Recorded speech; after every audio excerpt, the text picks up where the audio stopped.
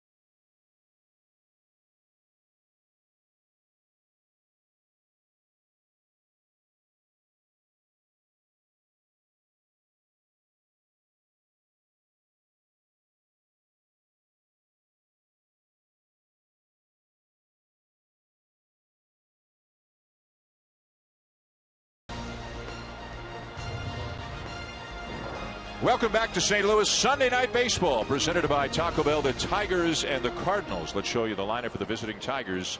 Presented by Taco Bell. A lot of talk, obviously, about Miguel Cabrera hitting in the 3 spot. The guy in the batter's box right now, or near the batter's box, Anthony Gose, is hitting .354 on the season.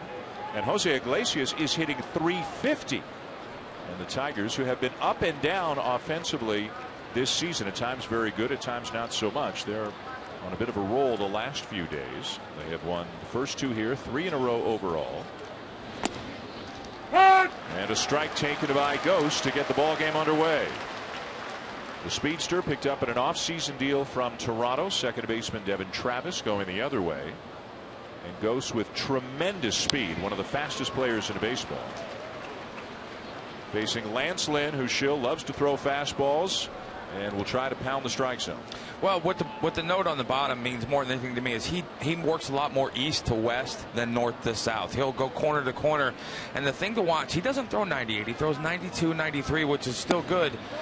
But he works in 5-6 inch increments. He moves the ball in and out on the sides of the plate he's working to, as opposed to missing and scattering the ball all over the place.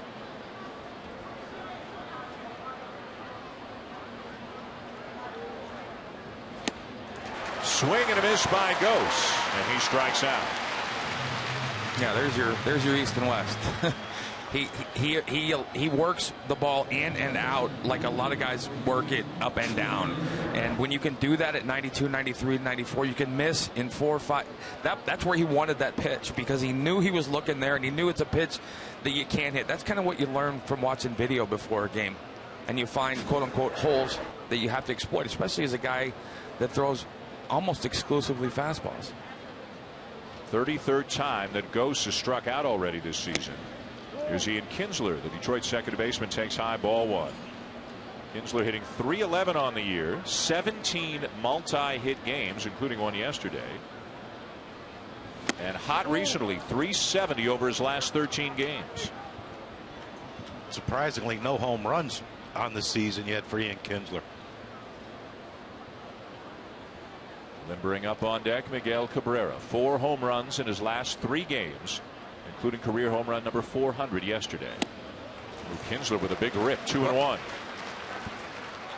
And to be very clear, as a pitcher, you're pitching to Miguel Cabrera right now, in a sense, mentally. You're approaching every pitch and every count with this guy, knowing that who's on deck. Meaning you go right after him. You don't want to walk him. Want this out. This is almost like the 8-hole hitter in front of a pitcher. You need to get this guy out, because you want the latitude to do things with Miguel Cabrera you might not do with other hitters. This is something Cabrera does as much as anybody in baseball. He talks to people. He is just so relaxed. And everybody who plays with him, everybody who knows him well, says he has as much fun playing the game as anybody around. Just a big kid. In the Cardinals clubhouse, they said yesterday, as he's walking up the home plate, he's talking to John Lackey the whole way in the home plate and during the whole at bat, and then he hits one to dead center. He said, Matt Holliday told me, he said it's the most amazing thing he's ever seen. A guy can be laughing and joking with the crowd and the other team and everything, and as soon as someone throws a pitch, he's serious again. Kinsler continues to foul off pitches. And one of the things, again, Dan, for young pitchers or fans of baseball out there, watch the way Lance Lynn makes his fastball more than one pitch. And that's with location and command inside the strike zone. There. I mean, that's the north, south, east, and west we're talking about. Up and down, in and out, but he goes in and out far more than he goes up and down. So he's looking, this is a great pitch and a great he was trying to come in off the plate. Every pitch that comes out of his hand is almost a swing for the hitter, because you have to be ready for a strike. Foul to the back again. That time threw him a slider, and Kinsler will see a 9th pitch in this at bat. Nice night here in St. Louis. Busch Stadium, the Cardinals and the Tigers. The Cardinals at 24-12. Have the best record in baseball. Detroit's 23-14, a half game back of Kansas City in the American League Central. Kinsler puts it in play, right center field, and it's going to get down for a base hit. Found some grass between Hayward and Borges, and a man on with 1 out for Miguel Cabrera, who has had quite a weekend here in St. Louis. Friday night, career home run number 399, tying Andres Galarraga for the most home runs ever hit by a player born in Venezuela. And then he broke that record and hit career home run number 400 yesterday. So home runs in each of the first 2 games and both of the big milestone home runs for Miguel Cabrera as well. Some big-time numbers for a 2-time MVP, for a Triple Crown winner. Isn't that like his average season, though? It is. You know, the problem is he presents a very different problem for a guy like Lance Lynn. To a guy this good, you have to be able to throw multiple pitches in multiple spots, because you don't just beat him with a fastball in and out unless you throw the ball 98, 99. He can adjust to a fastball away, looking in, and still drive it. Right center field. Borges giving chase, won't get there. Extra bases for Cabrera. Kinsler around third, heading home. Throw to the plate, not in time, and an RBI double by Cabrera gives the Tigers a first-inning lead. Well, you mentioned the lack of power by Ian Kinsler. No home runs this year, but when you have this guy behind you, you get on base, you get on first base, you're in scoring position. But watch how hard this ball is hit. That looks like a slider. Lance Lynn trying to get that thing down and away, and it was just the sound that it came off. Listen to that sound. There's not many in baseball, if any, with the sound that Miguel Cabrera makes. Look at just. I wish I had that. Pretty good run he's on. It's all right if you like being productive.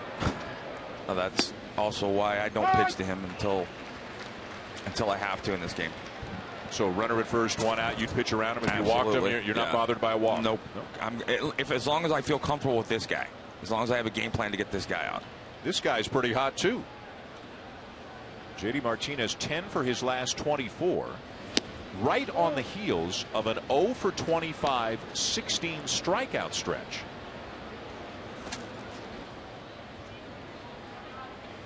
Well, it was funny when he talked to Buster about, last week went to Wally Joyner and we started working on my hands. You thought you'd have done that about halfway through that 0 for 20 something.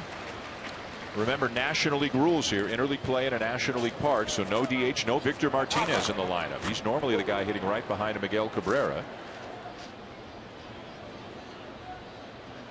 But Martinez has yet to appear in this series. He's available to pinch hit, but because of the bad knee, they can't play him anywhere, and the place they would play him is where Miguel Cabrera plays, so it's a weekend off for Victor Martinez.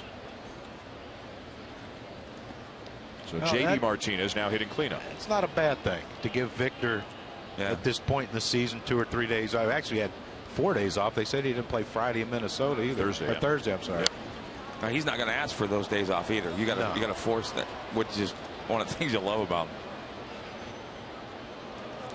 Brad Ausmus, second-year manager of the Tigers, having a chat with Nick Castellanos, his third baseman.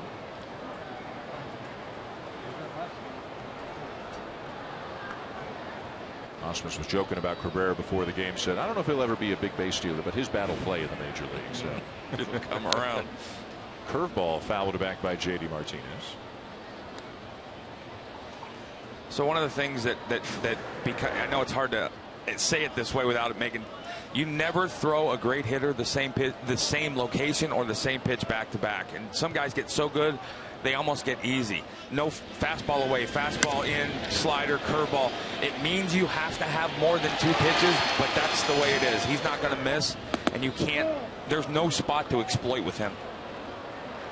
And Lance Lynn having to throw a ton of pitches here in the first inning. Kinsler fouled off a bunch before he singled. Cabrera doubled in a run, and now a deep count on JD Martinez. Nightmare for the St. Louis Cardinals. Mike Matheny, they need Lance Lynn to go deep. Got him. 2 down.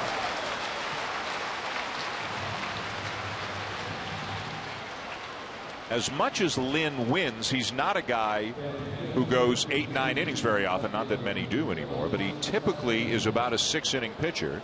And one of the reasons why, guys, is he throws a lot of pitches per inning. You saw it in the Ian Kinsler at bat. He throws a lot of fastballs, and a lot of times you throw fastballs if you hit a good spot with it, it's still a pitch you can foul off because it's not tricking you. So 2 down now, and here's Yoenis Cespedes, Tiger left fielder. Cespedes enjoying his weekend here in St. Louis. He went 3 for 5 Friday night, and he followed it up by going 3 for 5 again yesterday.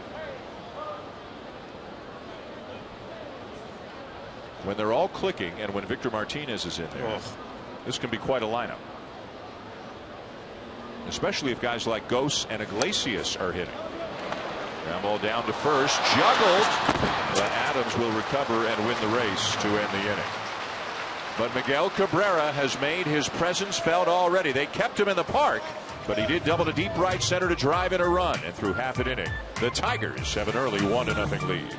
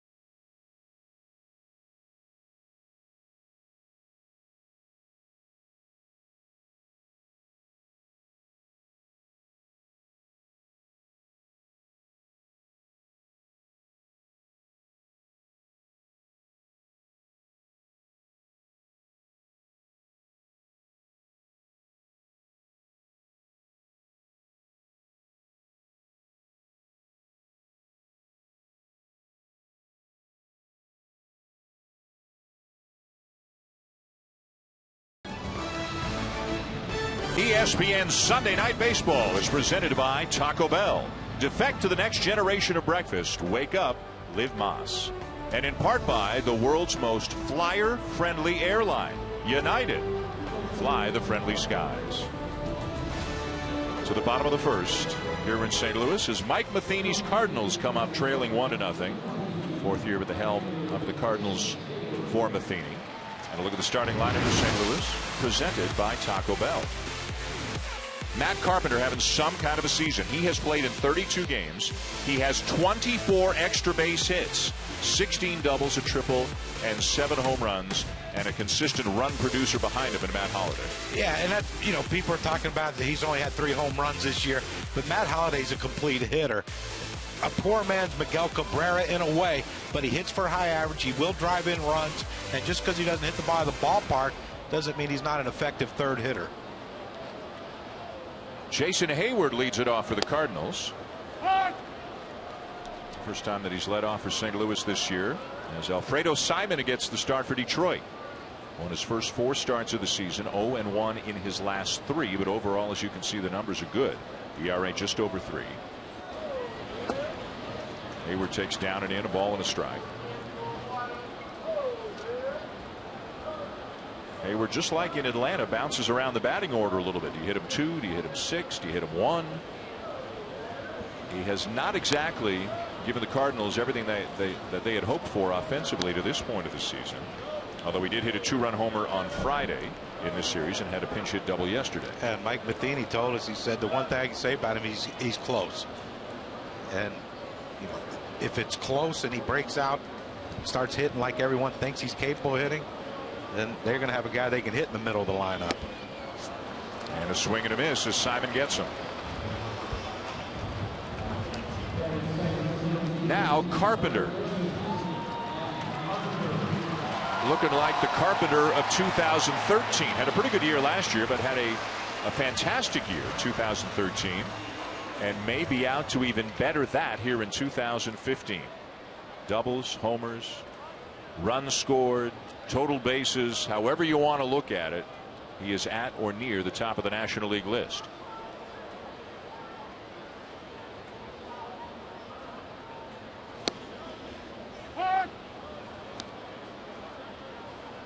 Seven home runs, 24 RBIs on the season. Remember, he missed just a short while ago, missed a series in Pittsburgh, suffering from extreme fatigue. The Cardinals left him home for the weekend. He was suffering some dehydration, dizziness. But they got that sorted out. Going to keep an eye on it. Got back into the lineup and immediately started raking again. And he lines it into center, a base hit.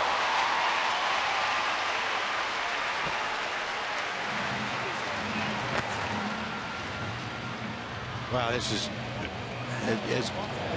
as good a hitter in the National League as there is in Matt Carpenter. You know, now he's adding some power to the arsenal. We knew about the doubles, but look how quick he gets to this ball. Just no wasted movement. Look at it. Just bring him back about 3-4 inches and then just explode with the bottom half. And you wonder why he can hit the bottom of the ballpark with such a simple approach. That lower half generates the bat speed to get him through the zone to hit the home runs. But like I said, he is becoming as complete a hitter in the National League as there is. So runner at first, one out for Matt Holliday. First pitch swinging and a fly ball into shallow right field. Martinez over near the line, 2 down. Dan, one of the things we talked about before the game, during the game with Lance Lynn and his fastballs, you didn't see Lance Lynn's first breaking ball till his 12th pitch, which was a slider. Then 21st pitch was a curveball. 5 of the first 6 pitches that Randall Simon throws today are splits, and splits are pitches you don't try and throw for strikes. Alfredo Simon, I apologize, but that just the difference in approach to me is just drastic in the sense that you got a guy out there who's breaking everything out right off the get-go to get through that first inning, as opposed to a guy who's throwing 95% fastballs.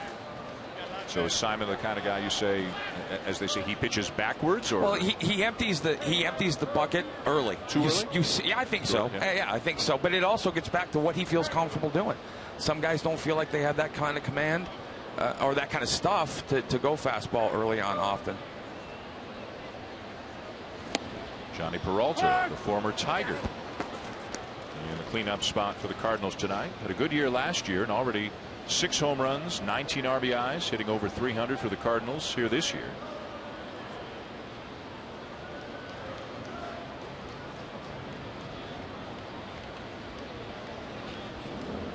Carpenter the lead at first without a stolen base on the season. And taken low by Peralta, ball and a strike. And that's the, you talked about in the open, what Kurt was talking about with Adam Wainwright being out for the season. I think this is going to be a revolving door around the 4 spot for the St. Louis Cardinals. Who's going to protect Matt Holliday in the lineup? Right now, Johnny Peralta swinging it, Matt Adams struggling. They need to find someone consistently to stay behind Matt Holliday in this lineup to make it a little longer. Pulled foul, 1-2.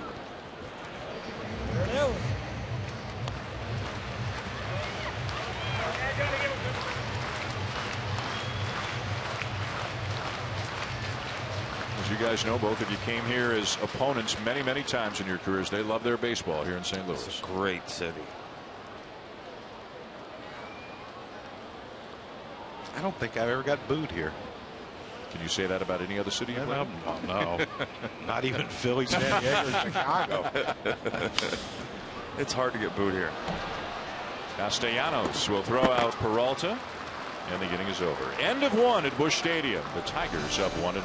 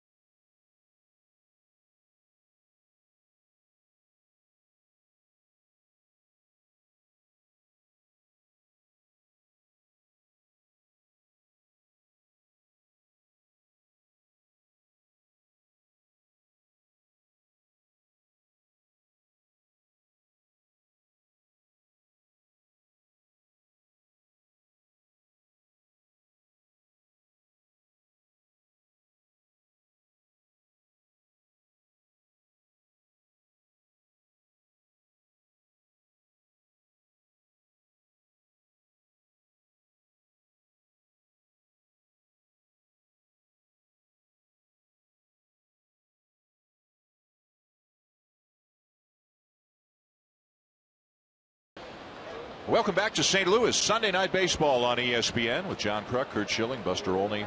I'm Dan Schulman. The Tigers lead the Cardinals 1-0.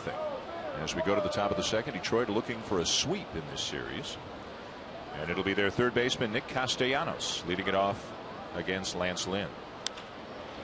It's hit sharply, but right at Colton Wong for the first out.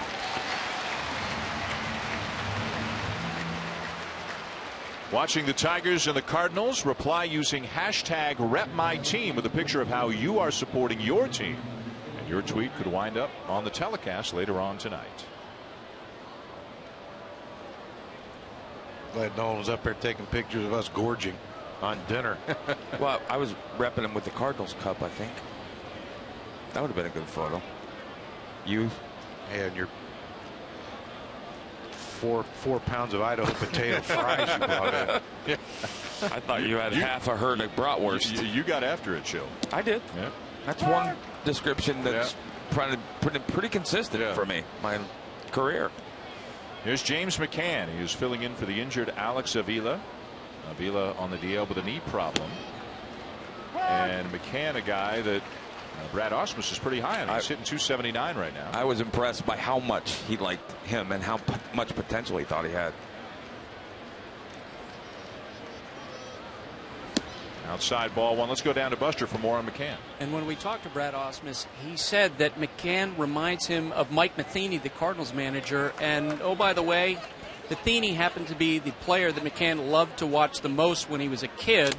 He loved to watch video, he said, of Matheny doing his work, especially when he would block balls in the dirt when he was warming up pitchers between innings. And this weekend, he asked Matheny to sign a baseball for him.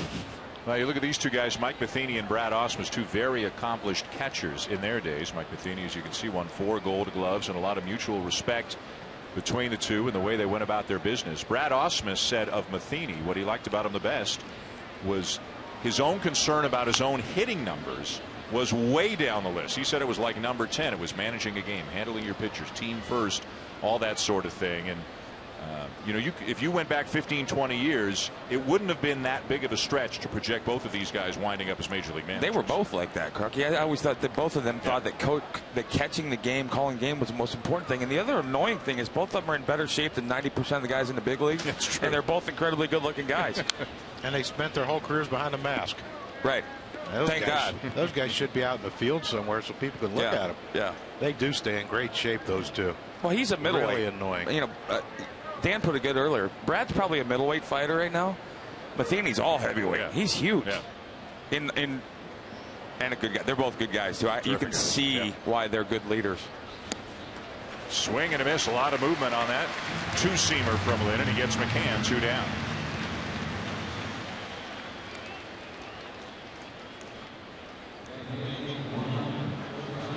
So you talk about fastball, and I talked about fastball being, it's not the same pitch. When you watch this pitch here, right, that's a good fastball. Now watch the run on this pitch. He's getting more on purpose, brings it up.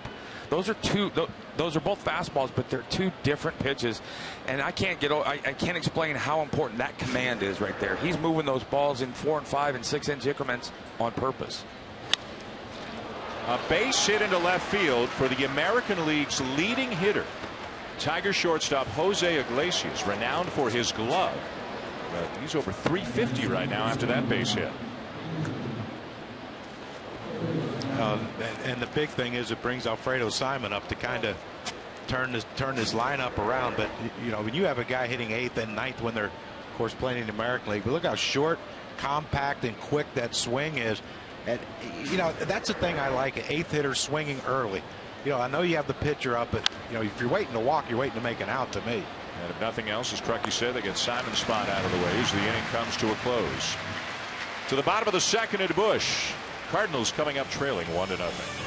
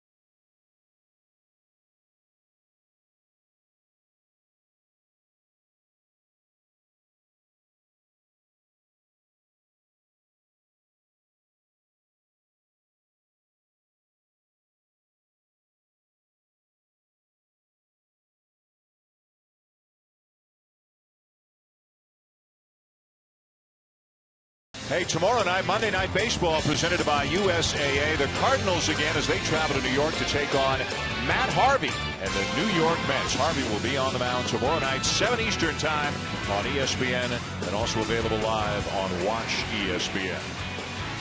So it will be a late night for the Cardinals. They will pack up. They have shared their itinerary with us. Fredbird and company, although I don't know if Fredbird's making the trip, especially after this incident just suffered here today at Busch Stadium. But they'll be heading to the airport tonight after the game and will arrive in New York in the wee hours. Probably get to their hotel rooms at about 4 in the morning, 2:30 Eastern time, the bus to the ballpark. And then all they have to do is deal with Matt Harvey tomorrow night. Well, listen, as a player, I was a pitcher, so it's very different for a guy like me. But when you hear players complain about the schedule, they're complaining in context. I think all of us realize how lucky we are to play this game. But what you're talking about is playing physical competition with some of the most elite athletes in the world, like a Matt Harvey tomorrow night, and you're getting into the room. If everything goes perfectly and the game doesn't go extra innings, no delays at 3:15 in the morning, you need to get rested and ready to go, and that's hard to do. Were you sometimes sent ahead as the next day I always started? went ahead. If it was going to be late. Of course he was. Well, as pitchers. Good Lord. Yeah, we got to play 9 innings. He goes 6 or 7. Cespedes runs it down in deep left, taking an extra base hit away from Matt Adams. What a play. That's the thing that Detroit got when they got Yoenis Cespedes. They knew he's a guy who could drive in runs, hit the bottom of the ballpark, and swing a bat. But he's also a really good defender. Not Bo Jackson-like when he didn't climb the fence, but a nice little hop. But you know what? Not that that's a little thing, but watching that and watching him run into the wall and how he does that, and then thinking about Hanley Ramirez doing that in Fenway and going on the DL after that or being hurt after that. This guy's an athlete. Here's Yadier Molina. And he lifts a ball in the air. Routine fly ball for Martinez and right. Quickly 2 down. Going back to the play by Cespedes, and there are a number of reasons for this, but Detroit is a vastly improved defensive team than they were the last few years. They were one of the worst teams in baseball the last few years. 29th in baseball at converting balls in play into outs. So basically 67% of the balls in play last year became outs. This year it's 70%. That may not seem like a lot, but it's gone from 29th to 8th. And 3% is basically a ball a game, roughly. Yeah, and that's not a small thing. That's not. So that's 1 hit turned into 1 out. On average in every game between the Tigers last year and the Tigers this year. And the kid out at shortstop is a huge reason why there's such a good defensive, or a much improved defensive team this year. Well, without question, and he's got to be just a joy for a pitcher to have playing behind you, because not only can he go get him, he can go get him and then throw too. There's the eephus. That's the 5th pitch this year he's thrown in the 50s. Look at Colton Wong having a giggle about it.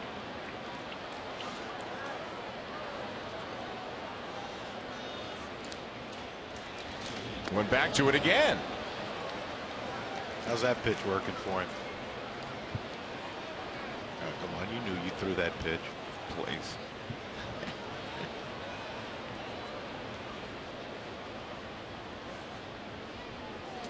Throwing it again. Down and in, 3-1.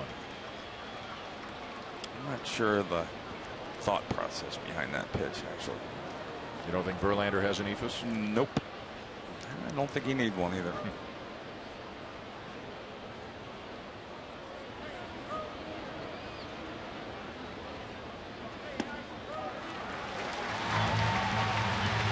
I just feel like every pitch of every inning of every at bat is important and crucial, and I don't know why. First of all, mechanically he's so different that it's going to make the hitter, literally you're not going to swing at that pitch just because of the way he slows down, and just it's almost like he's stopping to make the pitch. But I'm not sure what that's supposed to set up, or if it's, I don't know. But now you got a guy on. And the number 8 hitter, Peter Borges, up. Runner goes.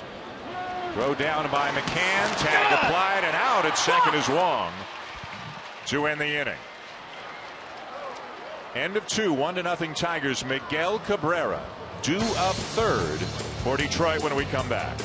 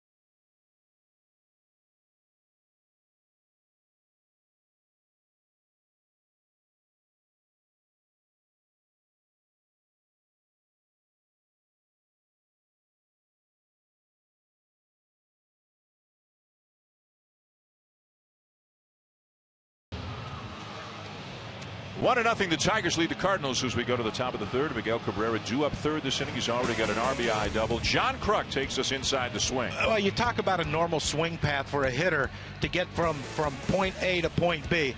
Now this is it right there. You see how short it stays in the hitting zone. Once it gets through home plate, it basically pulls off to the left. But here's Miguel Cabrera's swing path. Look how long it stays through the hitting zone and how long it continues once it gets past home plate. And here's what happens when you have that sort of path to the ball. Ball that gets deep on you, you can hit it the other way. He does that unbelievably well. A ball in the center of the plate that he catches it right at home plate, he can hit that to straightaway center. And if he happens to be ahead of home plate a little ahead of the pitch, he can still pull that pitch and hit it out of the ballpark to left field. Well, the numbers bear that out. 46 hits this year, 18 to left, 17, including the double tonight, to center, and 11 to right. They were telling us in the clubhouse for the game, in the Cardinals clubhouse, he said he hit the home run yesterday or Friday, and he said he saw a slider, a changeup, and a 98-mile-an-hour fastball, and he hit it. And that's what they were marveling about, because he said he never saw this kid pitch before. He's never faced him. Goes with a chopper to third, in on the grass. Carpenter, one down. It's two things. I think, number one, he presents a challenge. He doesn't really have a true hole, something you can exploit, and if you exploit it, you can't do it twice. So you kind of have to pick your spots, number one. And number two, I think a lot like Manny Ramirez, I think he'll go into a game looking for a specific pitch, and then when he gets that pitch, he takes his shot and doesn't miss. Here's Kinsler at the base hit in front of Cabrera, scored on the double, the only run of the game so far. I think it's just amazing when you hear all-star players talk about Miguel Cabrera, saying he should be in a league of his own, in a different league than anyone else as far as hitting goes. Yeah, him and Kershaw should just play one-on-one. Well, every time he reaches a milestone and hit home run number 400 yesterday, you start looking at his numbers, looking at his age, looking at his durability, and it's natural, just as a fan of the sport, that everybody starts projecting and saying, boy, where is this guy going to wind up?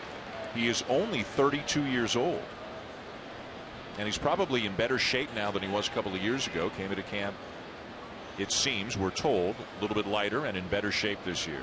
I just want to see him stay healthy. Outside 2-2 to Kinsler. Well, he said he's not lighter. He said it's just redistributed what was on his body, and that's why he looks leaner. Well, Dan, you remember too, this is a kid who battled early in his career through a lot of issues, off the field issues, which I think a lot of people thought were going to be his downfall. And kudos to him for figuring it out and putting himself in the conversation now as potentially one of the greatest hitters ever. Again, as long as he stays healthy, that's going to be fun to watch.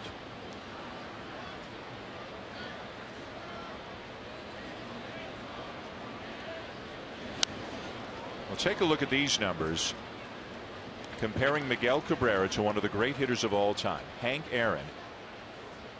At the age of 32, identical batting average, almost identical slugging percentage. And Cabrera with 88 more RBIs. This is on the date of their 400th career home run. When you're on a Hank Aaron track, and Hank Aaron had some great years in his mid to late 30s, better than just about anybody else. But when you're on a Hank Aaron track, you're in pretty rare air. Hayward in to make the catch, 2 down. Well, you're talking about one of the guys who's in the great discussion of 4 greatest living players, right? I mean, Hank Aaron, and this, I think it's a legitimate, one of the few legitimate comparisons for today's players right now. Now time to take a look at our value player, brought to you by True Value. As mentioned, Cabrera surpassing Andres Galarraga for the most home runs ever hit by a Venezuelan-born player, with his 400th yesterday. The big cat at 399.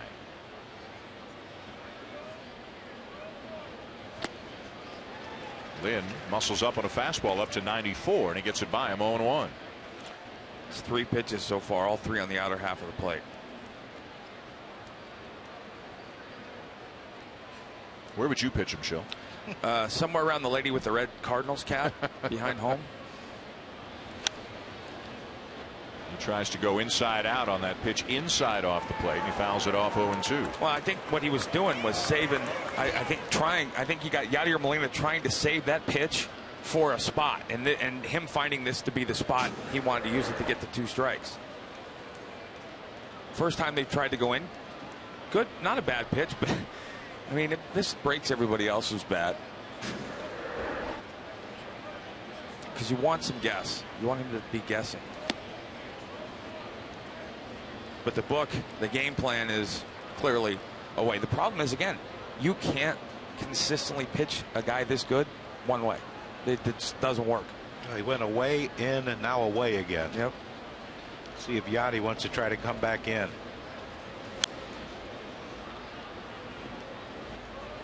Because ideally, when you get in the right rhythm, sometimes you'll go in, out, in, out, in, out, and you'll have a guy guessing along with you.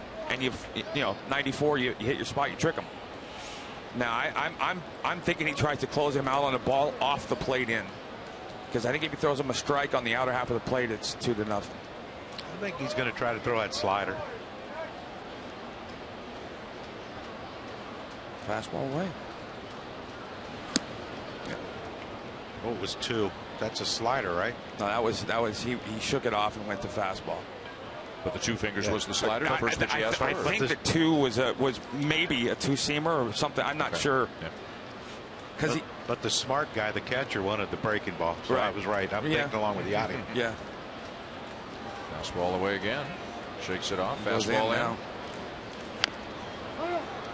Foul it off his foot. So this tells me the game plan is that we used to say a lot, pick your spot. You're going to pick your spot to go in, and you do that when you feel like you have him committed enough to the outer half of the plate. The problem is that you got to get him to commit to the outer half of the plate without crushing a ball.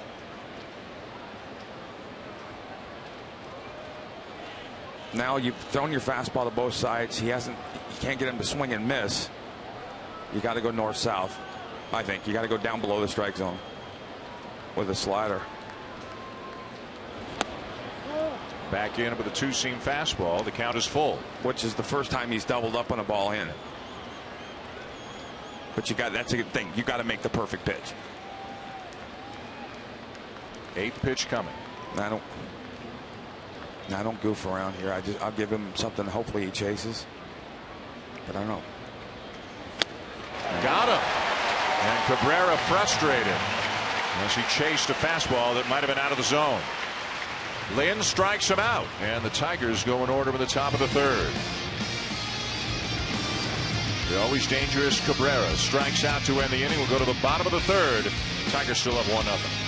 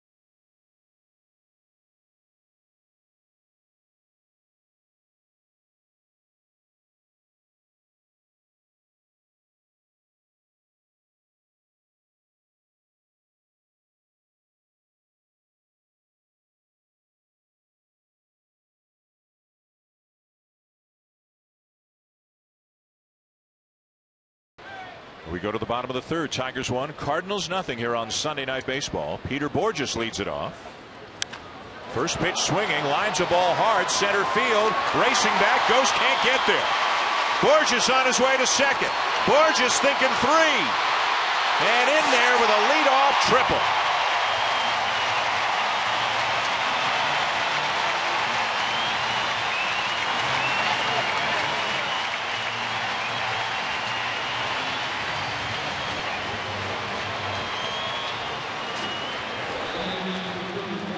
It's the 8th hitter of the lineup, and what are you trying to do? Just get ahead, thinking he's going to take. You saw Iglesias swing at the first pitch on the 8th spot for the Tigers, and now Borges, once that ball got past Ghost, he didn't stop it. You have to do that, number one. Number two, you have to pitch around. Get this guy. But, Crucky, I'm curious. That's one of the reasons why you talk about fundamentals of hitting a cutoff man. No matter how strong your arm is, that ball gets to third base quicker by doing it fundamentally right than throwing it all the way in. So Borges getting an opportunity to play with John Jay on the DL with a wrist injury. Comes up with a leadoff triple. The infield is in with Lance Lynn up. And Lynn takes a breaking ball high for ball 1. Lynn is 2 for 15 so far this year.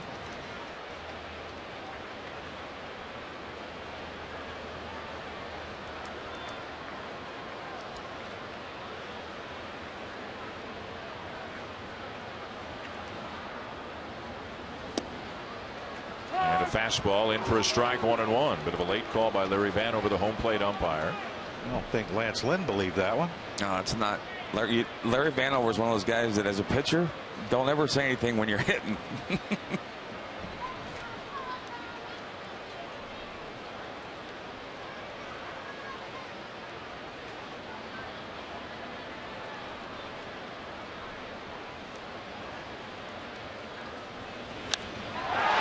Sliced fair down the right field line. And Lance Lynn with an RBI single to tie the game.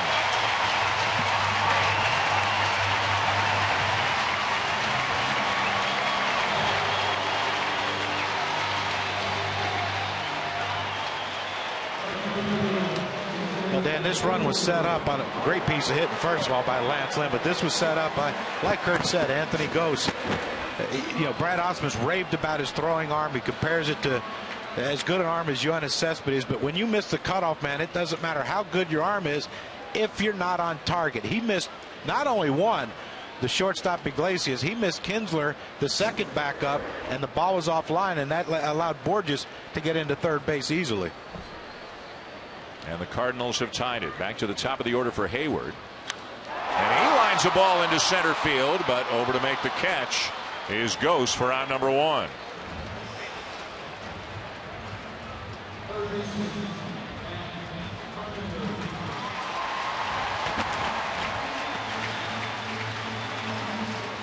One of the things about a National League pitcher, I think a lot of pitchers try and simplify it. When I see you shake once or twice, I'm thinking breaking ball. Not that I can hit it, but guys that are good, that can swing the bat a little bit, when you shake once or twice, I'm always thinking you're shaking the breaking ball. Perfect. That's a great athlete right Great. there. Head down, inside, stayed inside the ball well. How come you couldn't do that? That guy just didn't have it in me. But as we joke, it is a big deal in the National League to be able to help yourself.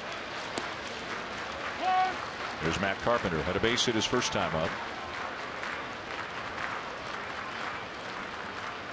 Adam Wainwright challenged the pitchers to be better hitters, and you saw a great example of that right there with Lance Lynn.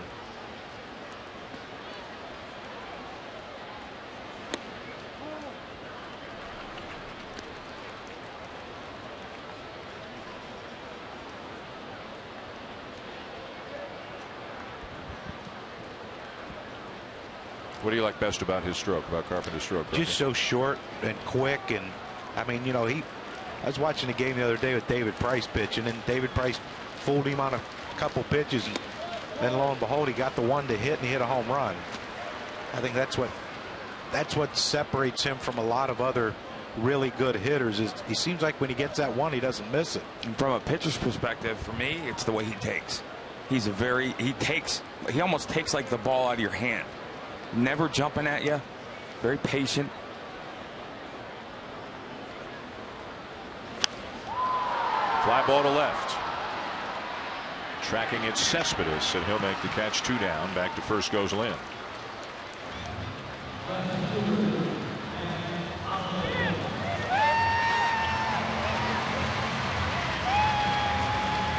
A seat in Ballpark Village across the street beyond the left field wall here at Busch Stadium. I guess we shouldn't call it New Busch Stadium anymore. Been around for a number of years. There's Ballpark Village, Cardinals Nation hanging out at the Brew House and other places. This is about the prettiest skyline as there is, huh? Got the arch out over the fence in right center. And in our ear. Yeah. Arch, our producer, too. Matt Holliday, the batter.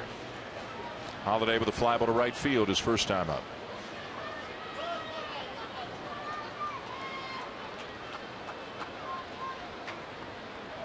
Cardinals still with the best record in baseball at 24-12, although they have lost 5 of their last 7. Right on their heels for the best record in baseball, the Dodgers are 24-13. And after another win today, the Houston Astros are 25-13. They completed a 4-game sweep of the Blue Jays today. Astros have won 5 in a row, hitting for a ton of power, getting good pitching, also a lot of stolen bases. They strike out like crazy, but they are winning ball games. Is it for real? Are you guys buyers? I am. I thought last year they'd start to be fun to watch, but you watch now, all the people in that Astro player development system are going to be starting to get jobs because they've done such an amazing job of putting together an organization of prospects, much like the Cubs I think have done and the Red Sox have done as well. I mean, that's not a surprising list in February in spring training, except for the Astros. I just want to see if they can sustain it. They have a lot of young players. What happens if they start to struggle? And that's the big thing. How do they handle that? The challenge, I think, for one of those situations is it can lead a team to go off the rails of a plan. Their plan is to build, and the deadline comes around, they're 5 games out, and they make a deal that they wouldn't otherwise make. People who've never seen Jose Altuve play got to watch. Worth the price of admission. He is dynamic. Yep. Colin McHugh got the win today, goes to 5-1. Luis Valbuena hit his 10th home run of the season today for Houston. Altuve, the reigning batting champion in the American League, and nobody would blink if he won it again. Often mistaken for Tim Kirkton. Altuve is 5'5" and a great player.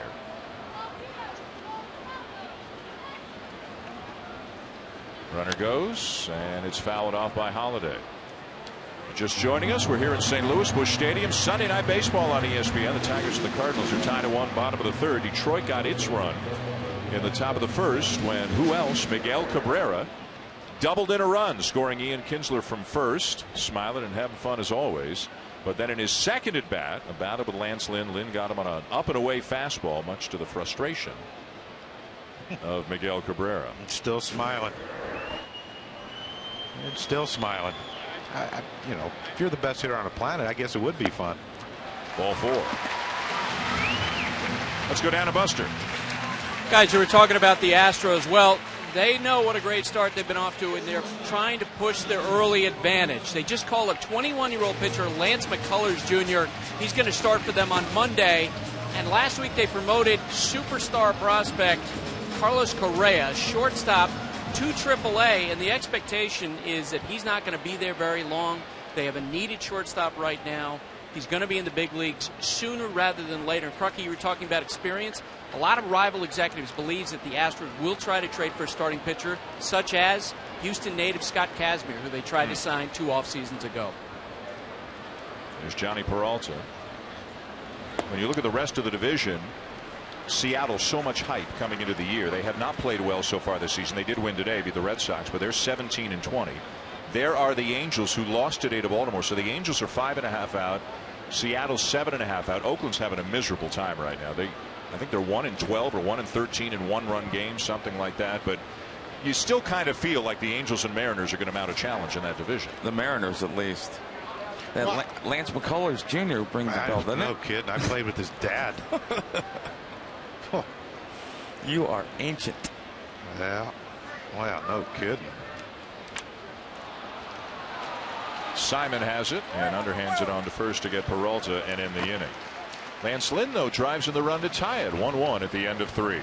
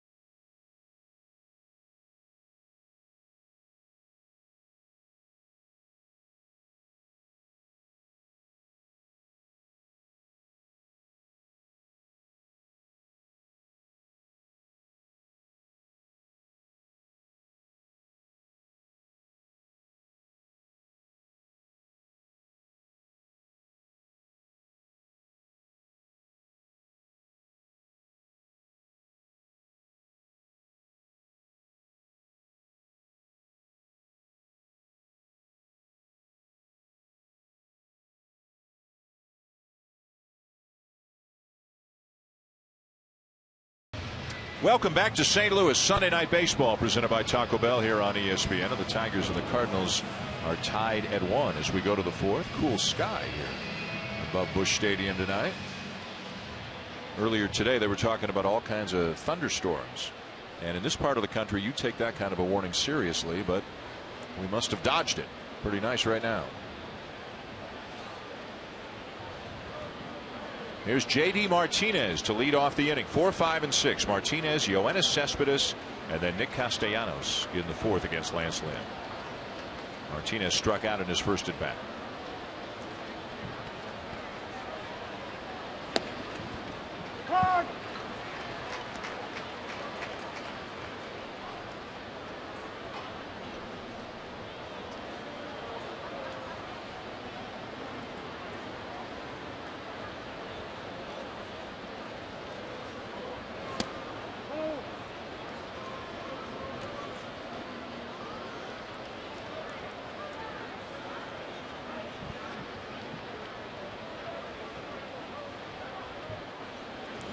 Swing and a miss, 1-2.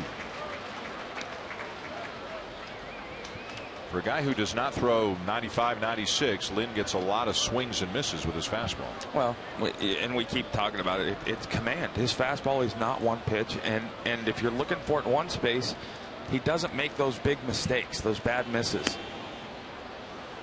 That's his spot. I've noticed tonight, for the most part, his miss spot is that up and away to a righty, and you can't get hurt on that pitch.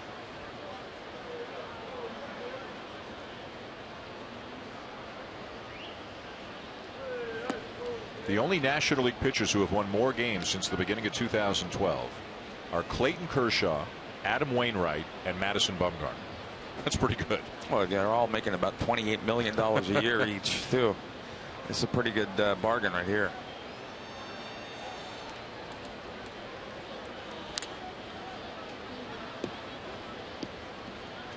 And without Wainwright, a loss for the season, of course. Lynn Not to mention Waka, Lackey, all of them. They all become that much more important for a team with the kind of hopes that the Cardinals have. They're the numbers on the wins since 2012. The other challenge there is if you listen to statisticians, they talk about wins being less than meaningful in the sense of importance. Well, they're everything for a starter, but his peripherals are right there with it. He doesn't walk a lot of guys. He strikes out a lot. Doesn't give up a ton of contact. He pitches to the park he plays in, which is something I love about him. Yeah, you hate pitchers that win games. Yeah. Well, I mean, those guys, it's amazing. I understand the argument in a sense, but wow, got right in on his hands. Barehanded attempt by Peralta. He comes up empty, and Martinez is aboard.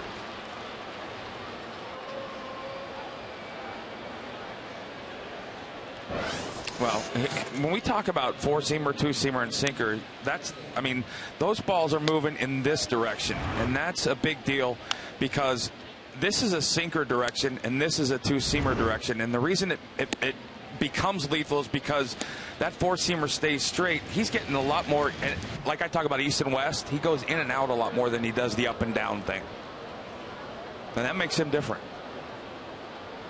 Well, he just got in there on J.D. Martinez. Infield hit for Martinez. Cespedes takes outside, ball one. Yeah, J.D. Martinez can run a little bit, and I think that's the only play Peralta had was to try to barehand it. Yeah, I didn't think he needed to barehand it, but that's a pitcher. Yeah, you probably wanted that as an error, so it's not an earned run. Well, no, I thought he had time to get the ball. I didn't see, Dan. See what I dealt with my whole career. That's what he said to me before the game. You two got to sort this out. 12 of them. No, we'll never sort it out. But 12 of them. 12 what? 12 pitchers 12 on your pitchers, roster. but only one shill. Well, Ben, thankfully only one Crucky. That made up for 15. Ooh. Fouled back 1-2. I think Lance Lynn got away with one there. You saw the reaction after that big swing by Cespedes. And now he had his chance. Now put him away. Well, sometimes as a fastball pitcher, you're going to try and get near a guy's sweet spot to make him to not make him get away from it. You want him to keep thinking about it. You want him to keep expecting or hoping for that pitch.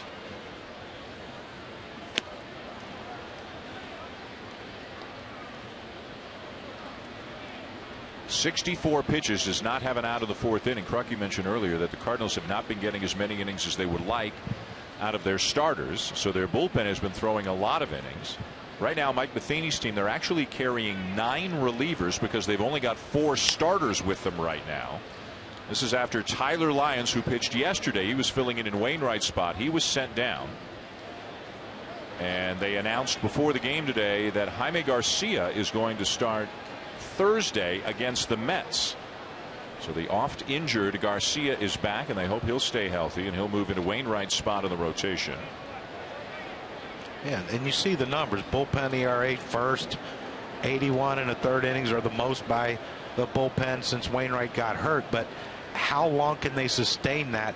You're going to keep bringing kids up from the minor leagues to keep trying to throw fresh arms in there if these pitchers don't start going deeper and starters don't start going deeper. What? And when that happens, look, they're relievers, they're great, they have great arms, but they're not expected to pitch every day. You can't do it. You know the answer to the question. You can't sustain that. You have to have a starter to get you 7th, 8th, and every now and then a 9th inning. That was Garcia looking on from the dugout. High in the air to shallow right center. Borges coming in. Makes the catch for the first down. Truck, you want to tell us about the reliever they called up today? No. Wait, I think I got the last name. No. You got the first name. Sam. Tuivailala. Pretty good. Tuivailala. Tuivailala. Yes. We were talking with Mike Matheny and John Mozeliak, the GM and the manager and GM respectively, about Sam Tuivailala and Miguel Sekulovic. And I liked how Crucky honestly asked Matheny not to use those two guys tonight. Well, we were not supposed to impact the game. We're just supposed to document the game. So you can always ask for favors. I was just going with Big T. Well, apparently in the clubhouse, it's Tui and Soko. Yeah, that's what everybody calls them. So we can do that. I like Crucky offered to introduce him. No, I'm good with that. But yeah, John Mozeliak said he said just say he throws 98. Yeah. I said, okay, that'll work. That's easier. Like every other Cardinal reliever. Here's Nick Castellanos. And he lifts the ball in the air. Lazy fly ball to right for Hayward. 2 down. On the MLB calendar tomorrow night, Monday Night Baseball presented by USAA. As we mentioned, the Cardinals will take on the Mets. Matt Harvey will be on the mound in that game. Wednesday Night Baseball, the Rangers and the Red Sox, part of our Global Game Series. The first look at the global impact on the rosters of today's major league teams. During the telecast, we'll examine how players from Asia have shaped the modern game.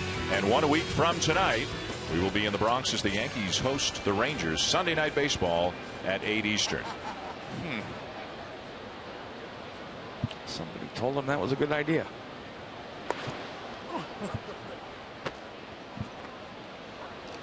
No comment.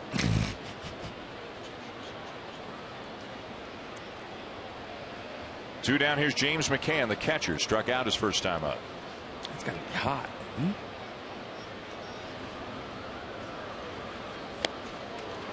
And Lynn gets a fastball by him at 93, 0-1.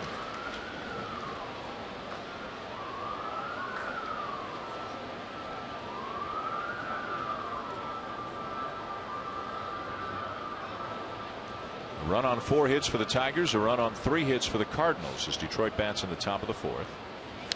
0-2. Well, J.D. Martinez, we talked about his speed. He can, for a cleanup hitter, he can run the infield single, but you notice he hasn't even attempted to steal a base. And that's, when we talked to Mike Matheny, he said the thing with Lance Lynn is he's changed his times of throwing over, but he's also sped himself up to 1-1, 1-2. And if you give Yadier Molina that time, it doesn't matter who's running. But this would be a situation to take off. And another fly ball. Hayward again. Hitting over. We'll go to the bottom of the 4th and a 1-1 tie. A visit with Tigers manager Brad Ausmus when we come back.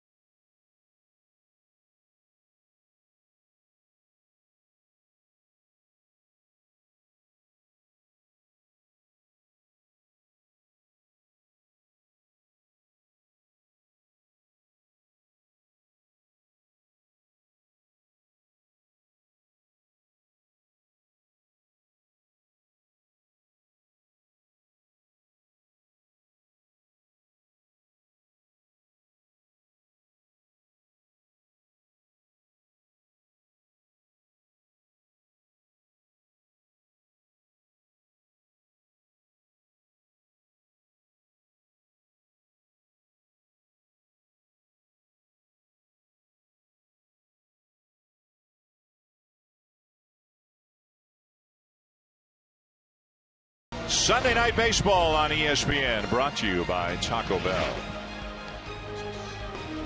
To the bottom of the 4th, tied at 1. Between innings, Buster Olney with Tigers manager Brad Ausmus. Brad, Miguel Cabrera with 4 homers in 3 games, coming in an RBI double in his first at bat. When he's going this hot, what's he doing well? Well, the thing that's impressive about him is he can take balls that are even good pitches down in the zone and drive them, 400 feet away. There's not many guys that can do what Miguel Cabrera does with the bat. He's been heating up, and I'm hoping with the warm weather coming in the next few months that he'll heat up even more. Frater Simon, 1 run allowed in the first 3 innings. A couple of ephus pitches. When does he break those out, and what do you make of it? They seem to get broken out randomly, actually. It's a change of speed. Really, the issue he's had is he hasn't been able to throw for strikes very often. It can be an effective pitch, but you still got to get it down in the strike zone. Brad, thanks. Anybody ever throw you an ephus? Trying to think. Dave LaRoche with Lalab? No, I didn't. I don't think I faced him.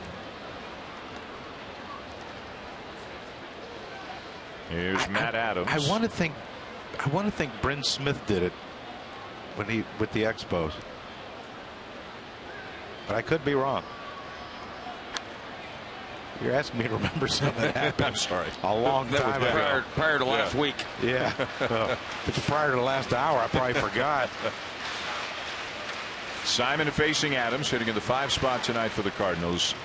A very important guy for the St. Louis offense. Really struggling, as you saw, 2 for his last 32. And he'd been going great. Was up around 330 before he got into this tough stretch, as he takes high 2-2. Yeah, with Matt Adams, it's one of those things where, when he was hitting for average, well, you need to hit more home runs. Then when he tries to hit home runs, the average comes down. Oh, he's struggling. He's not hitting well. I think he is what he is. He's a line drive spray hitter, hits to all fields, and occasional power. I think you hope he goes back to that at some point. Ground ball right at Kinsler. Follow your favorite team and players all season with MLB.com At Bat, the #1 app for live baseball. At Bat is up to the moment at any moment with in-game highlights, live look-ins, replay reviews, radio broadcasts, StatCast, and more. Get MLB.com At Bat now.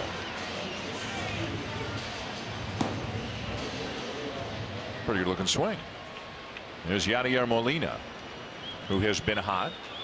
A .381 average in his last 12 games coming into this one. Looking for his first home run of the season.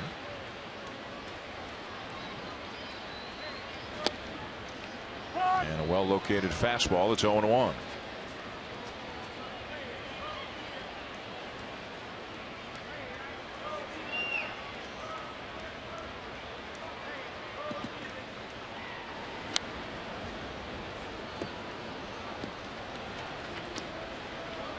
Simon with a much lower pitch count to this point than Lance Lynn. Just 46 pitches through 3 1/3 for Simon. The Tigers hoping to get Justin Verlander back at some point soon, as Molina sends a fly ball down the left field line. It's dropping, and it is fair.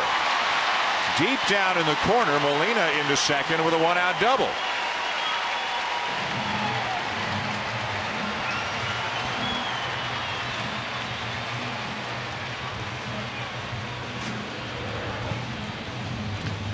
Look at the catcher's glove. Well, you know what, John, that's the difference in the big leagues. But that's knowledge. Right, but that's good hitters in the big leagues can hit pitches that nobody else can hit. Not just hit them, but hit them fair. That's not a bad pitch. No, for an 0-2 pitch, that's a good pitch up and in. But watch Yadier Molina. Look where he steps. He's almost thinking, okay, 0-2, he comes in. He's going to come in off the plate, and he was looking for it. Yep. He opened up his front hip so he can get to that pitch, and even though it jammed him, he still kept it fair. Now he's on second base. And he hit against the defense. The defense was playing him to shoot that ball the other way, and as a pitcher, you're counting on that ball not to get. You're setting up the pitch. You're setting up the next pitch with that ball in. So a double for Molina. Here's Colton Wong. Wong walked and was thrown out trying to steal his first time up. This is a guy with some pop in his bat. He hit 12 home runs last year, didn't play a full season. He hit 3 big home runs for St. Louis in the month of October. He's got 4 home runs so far this year. Not a big guy, but the second-year player. He's got a lot of bat speed. Well, and that's what the Cardinals management raves about, the bat speed. They said it's easily the best bat speed they have on their roster right now. And it is a loud sound when he hits it good.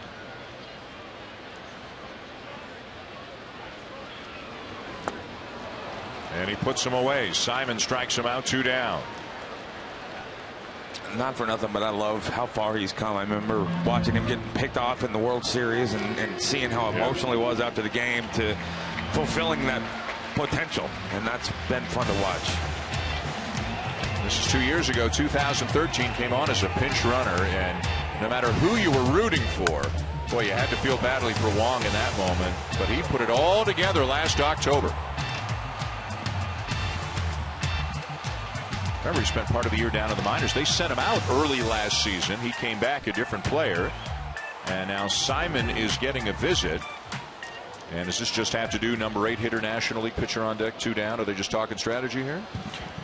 Yeah, I mean, you know, Alfredo Simon was in the National League last year. He should understand how to go about the 8th hitter, not give him anything to hit with an open base. The guy just hit a triple off of his last at bat on the first pitch. I think it's more about the first pitch. Well, honestly, I think more often than not you do that. You're asking him this right here. Do you want to walk this guy and get to the next guy? But you want to. Sometimes, a lot of times, you'll do that with a pitcher. You're not sure. Or from a trust perspective, you're not sure of what you want him to do or what he is going to do. All right, so let me just say, this is a long conversation, but let me just get your opinion, guys, without getting into it too deeply, because there are 2 outs. If you had your choice, DH in both leagues, pitcher hits in both leagues, or the way it is now? Well, I'm not pitching anymore, so I want the DH in both leagues. I like the National League game. That's, you know, there's more strategy involved. There's more, you know, the bench players become more of an impact on the game. It's harder to manage. You have to use your entire 25-man roster. You know, in the American League, you know, you can go, you know, guys who aren't starting can go, you know, 5, 6, 7 days without getting an at bat because they're in, you know, they're in the American League with a DH.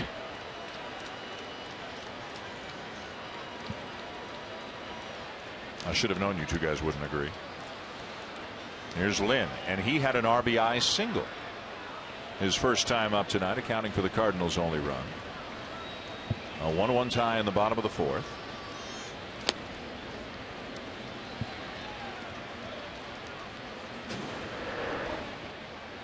See, this is why in the National League the pitcher should hit. I mean, they get a chance to help themselves. Look at that. That's beautiful. Man, I mean, put that next to Miguel Cabrera. They're similar in a lot of different ways.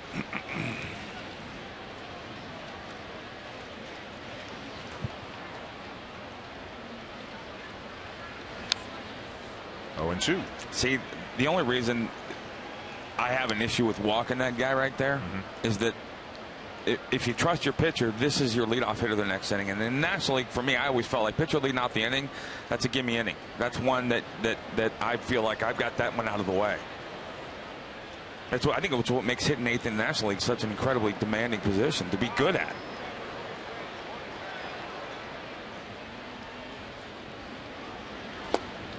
And Lynn strikes out. The inning is over. A couple of men left to board. 4 in the books. The Tigers and Cardinals are tied at 1. Sunday Night Baseball comes your way from St. Louis.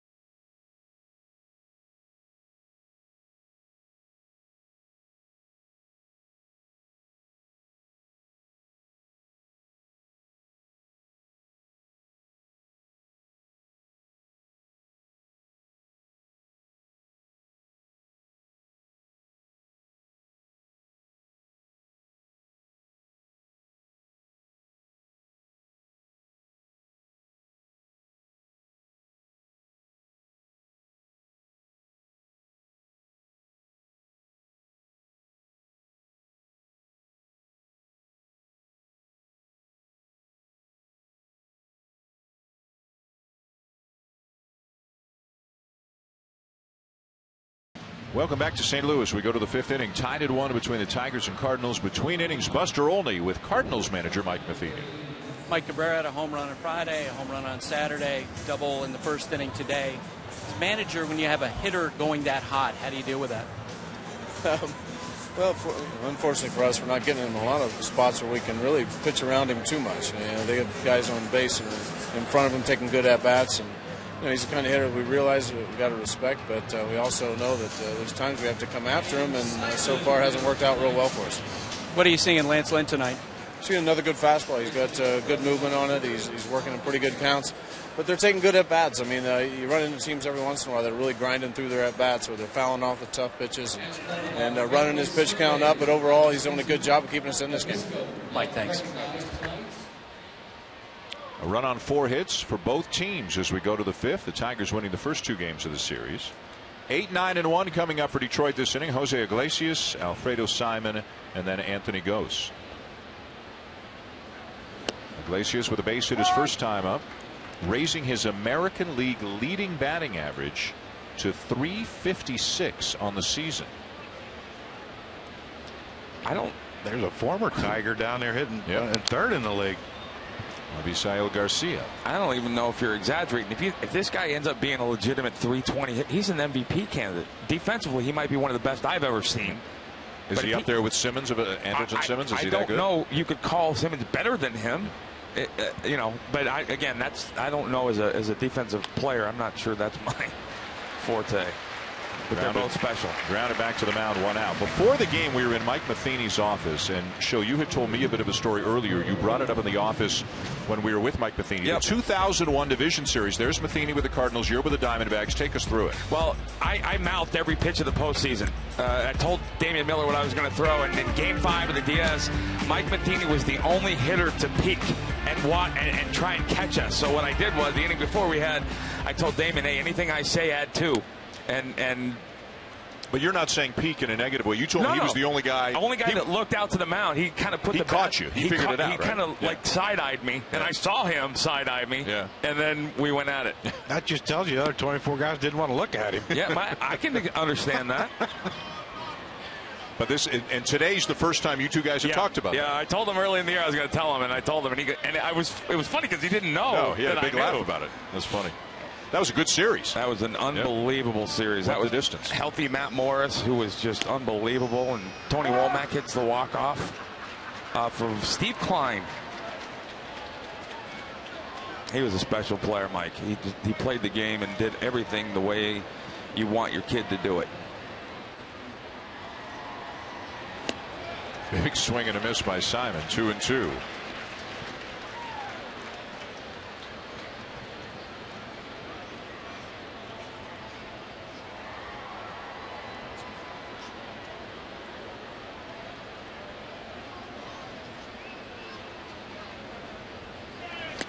And a swing and a miss to get him 2 down.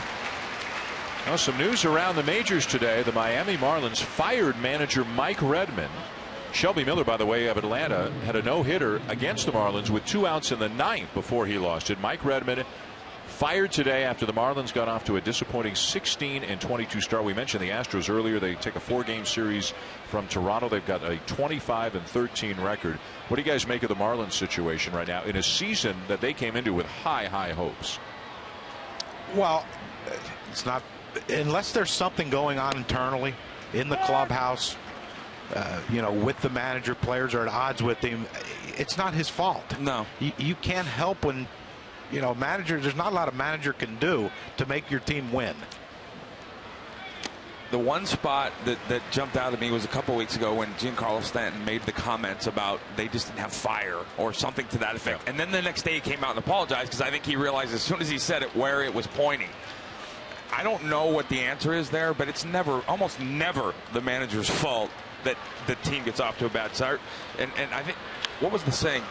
When you show me a bad bullpen, I'll show you a manager on the hot seat. Yeah. Fly ball to left. Gose retired. Inning over. We go to the bottom of the 5th and a 1-1 tie. Matt Carpenter due up second for the Cardinals when we come back.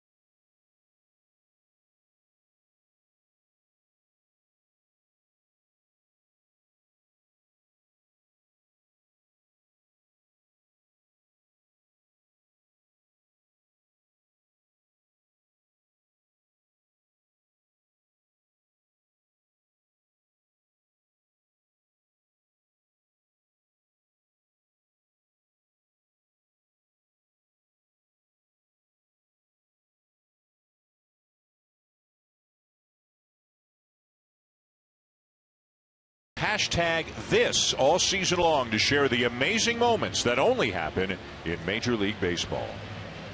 To the bottom of the fifth here at Busch, a 1-1 tie between the Tigers and the Cardinals. And top of the order for St. Louis, beginning with the right fielder Jason Hayward, who has struck out and flied out. I mentioned Shelby Miller last inning, who almost threw a no-hitter today for Atlanta. Hayward was acquired for Shelby Miller. And Miller having a terrific start for the Braves so far this year. Hayward scuffling to find it a little bit right now for the Cardinals.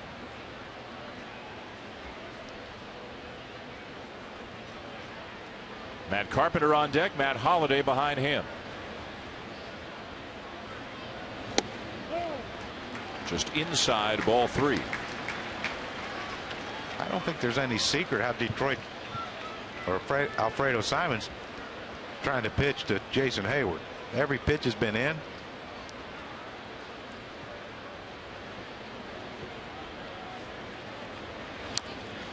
.30 green light. He fouls it off. On deck, one of the most dangerous hitters in baseball, and Matt Carpenter. Well, here's why. Just watch the eyes. They tell you to follow the ball till it hits the bat, and sports science says it can't be done because you lose track of the ball 7 to 10 feet away from home plate. That looked like he did there, didn't he? But that's why he's such a great hitter, and that was a fly out the left field. But that's the same consistent approach he takes to every at bat, and that's why he's so good. Yeah, it was interesting to listen to Mike talk about him. One of the things I've always heard about great hitters, every at bat, that you never give away at bats. That's hard to do. Broken to back ground ball left side, and Hayward retired, 1 down. So now Carpenter.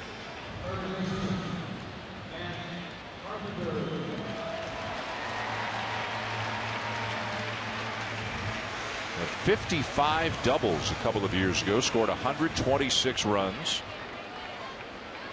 And off to that kind of a start so far this year, but with even more power. 7 home runs already, and we're not at the quarter pole yet.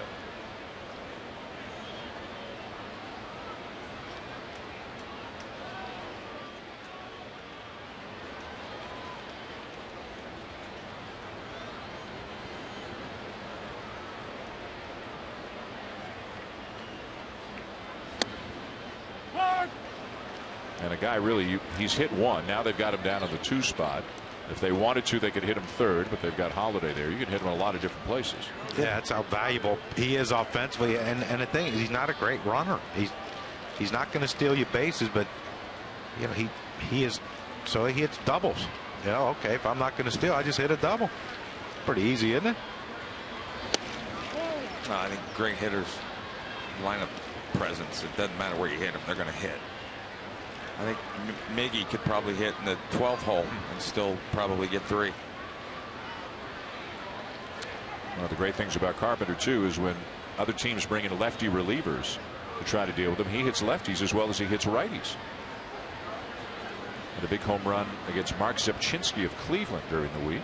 Won a ball game for the Cardinals. Into left field, a base hit. Carpenter's 2 for 3.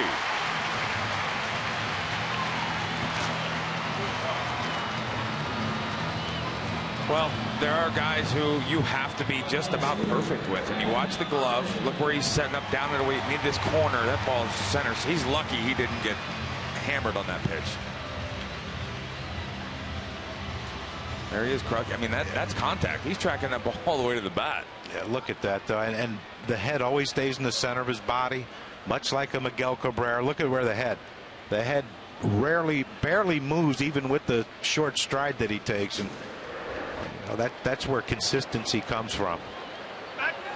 I always felt like one of the challenges in explaining it to younger hitters is the balance piece to that. To have that much violent movement and that much force, and to finish the action and still be in a balanced position is something that truly great hitters do. They all have in common. The runner at first, 1 out. Here's Matt Holliday, 0 for 1 with a walk. Let's go down to Buster. As you see, Matt Holliday, weighs about 240 pounds, big hulking slugger. You figure he pulls the ball a lot. Well, actually, this year his pull rate is just 23%. It's the lowest in his career. The ball's hit to center field this year, 44%. That's the highest in his career, and the right field's his highest in 9 years. And Crutky and I talked to him before the game, and he basically said, look, I'm just hitting the ball where I'm being pitched. And if you guys will look at the outfield lineman in this series, Tiger's actually playing him toward right field. Pulls one here in the left field. Carpenter around to third. Holiday on his way to second with a double.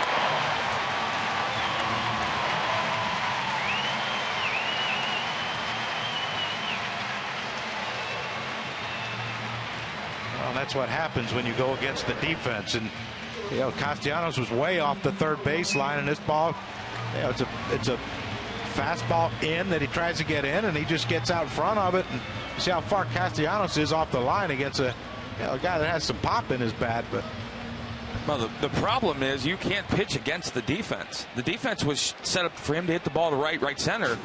They threw him a ball in. The catcher called a ball in, and he wanted a ball in. He threw a ball in, and he hit it to left. And this is what's surprising to me. A guy struggling like Jason Hayward is, and they let him swing 3-0 to start off the inning. You know, 2 outs, yeah, you know, take a shot. Maybe you can get out front of one and catch one. But, yeah, you thought he would, you know, 3-0, you didn't think he'd swing.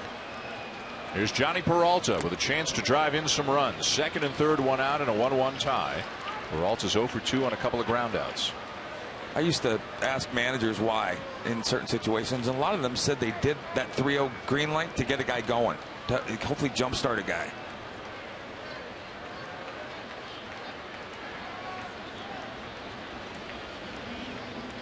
Infield back for the Tigers, and a swing and a miss by Peralta, 1-1. And I don't have any doubt that's why Mike Matheny did it. I just thought, you know, the timing of it with no one on, no outs, leading off the inning, tie game. I thought it'd be one of those things, you know, 3-0, you know, maybe see if Simon's kind of starting to lose it a little bit command-wise.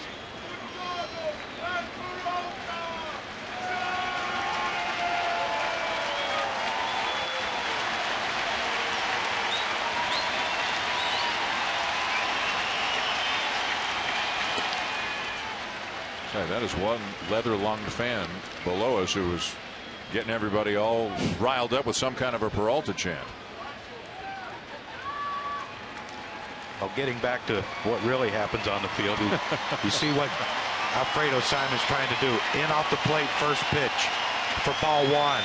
Slow breaking ball away, trying to get Peralta to roll over a grounder to third base if he puts it in play. There's another fastball in. Let's see if he goes back away here and they get a little sequence working. Missed low, and it's 3-1. Matt Adams on deck. And Simon wants to talk to McCann. This discussion right here is about the guy on deck as much, if not more so, than it is about the hitter. Trying to figure out if stuff-wise he feels like he's got the matchup, and by stuff-wise I mean the pitcher. How much Simon feels he's got the matchup on deck, and he feels good about it, or, you know, hey, I've got a pitch here that will get him out in front on a breaking ball away.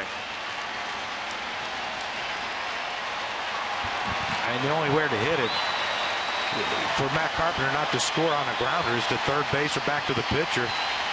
And Miguel Cabrera's halfway.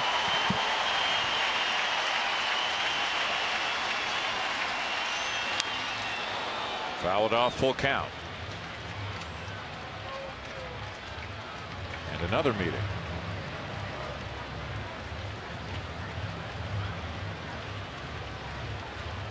So a big moment here for the Cardinals in the bottom of the 5th, trying to take the lead. They've lost the first 2 games of the series. They've lost 5 of 7 overall.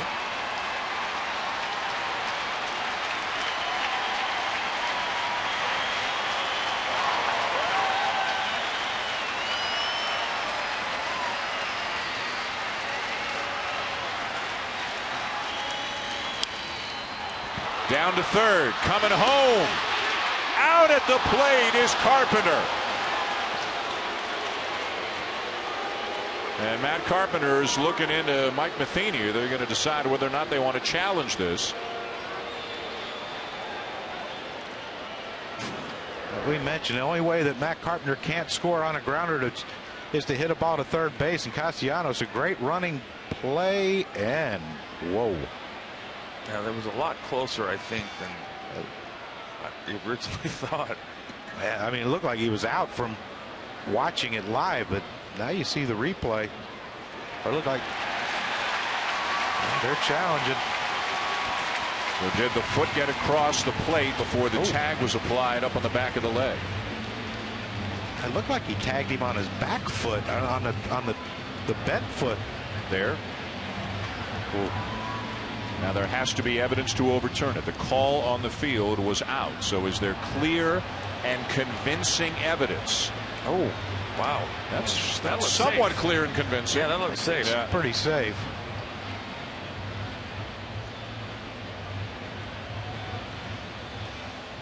Usually the runner knows better than just about anybody if he was safe or out. See, now did he get him there on the foot? That's before his left foot got the base. It looked like he might have got him on that back foot before the left foot touches the base. Now he looks safe. It looks like right now he touches home plate, and he hasn't touched him yet.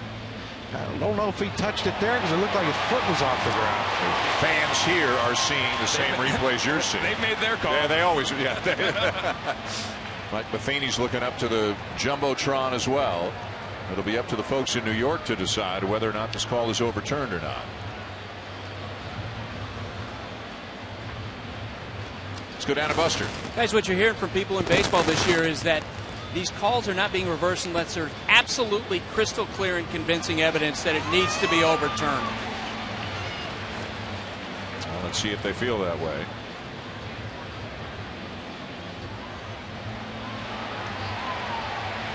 Crowd getting another look. See, now this is where my scorecard gets messed up because I have to wait. I don't know. And now starting a safe chant here at Busch. Now his left foot, was it as the left foot goes across the plate? Forget the tag. Well, just watch the left foot. Does it come off the ground? That's what I mean, watch it bounce up. Yeah. Does the left foot ever touch the plate? Or is he not across the plate? I think it does. Or is he not across the plate till the right foot slides across it? Now we got to figure out what the definition of convincing evidence.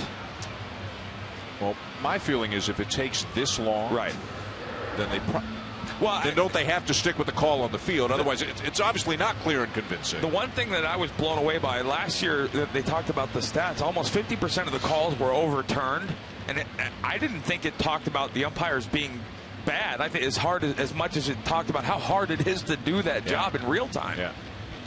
We're at about 3 minutes right now, and the call is out.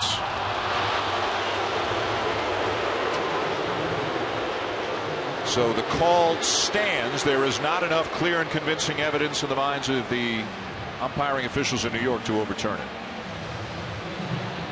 Well, the thing is, too, Matt Holliday hit the double to get himself to second and, of course, put Carpenter at third. And this is a situation where Matt Holliday has to know if Carpenter's going with the ball on the ground because he has to go there. I mean, as soon as that ball's hit, you got to, if there's any chance you think there's a play at home, you got to try to make them make a play on you. Instead, Holliday holds his ground, so it's first and second, two down. But what it does, too, it makes Cabrera have to hold on Peralta and opens up that hole for Matt Adams. That's the more challenging point from a pitching perspective. That hole changes everything I can do from a pitch selection perspective. Adams takes a little bit inside, ball one. The other thing, Craig, it does is it takes away a good defensive first baseman. Because when you put him on the bag, you eliminate all the things he can do. And Miguel is not a bad defensive first baseman by any stretch. Made a heck of a play in yesterday's game. No, he's a lot better athlete, I think, than anybody thought. Ball two. He came up in the Marlins organization as a shortstop. So, I mean, even though he's... Well, then he grew into his body. He's grown and forced him to a corner. But he played left. He played third. He's an athlete. But he still has shortstop.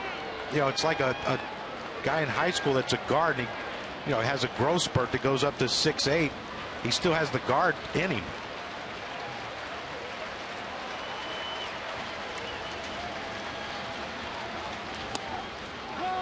And And a strike, 2-1.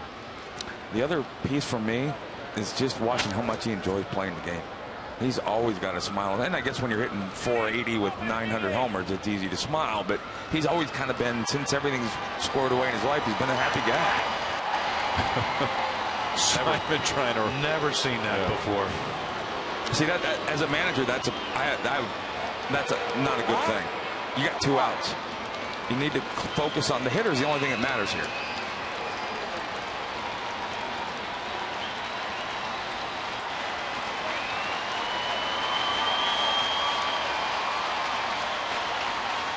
Now he steps off. Now he wants McCann. He might be worried about the signs here. We talked about Cabrera as a defensive first baseman. Take a look at this play from yesterday. Pete Kozma is the runner at second. A pop-up way in foul territory. Cabrera over near the seats, and Kozma tries to tag. And Cabrera turns and fires a one-hop strike to third. Because he's a good athlete, he can do that. But a lot of times, you know, on a ball that's hit that shallow, you don't anticipate someone to tag. So you take that split second, and it's like, oh, gosh, he's running. He understood Kozma was more than likely going to tag, and he just wheels and throws. He doesn't take anything for granted on offense or on defense.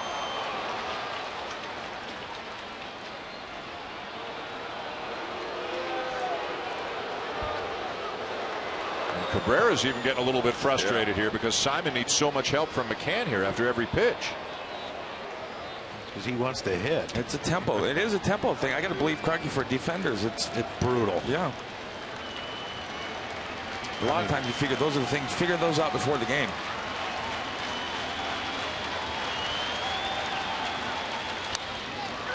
And a ground ball to Cabrera. And he'll make the play himself to end the inning. Heading into the dugout, going to get his bat, due up second when we come back.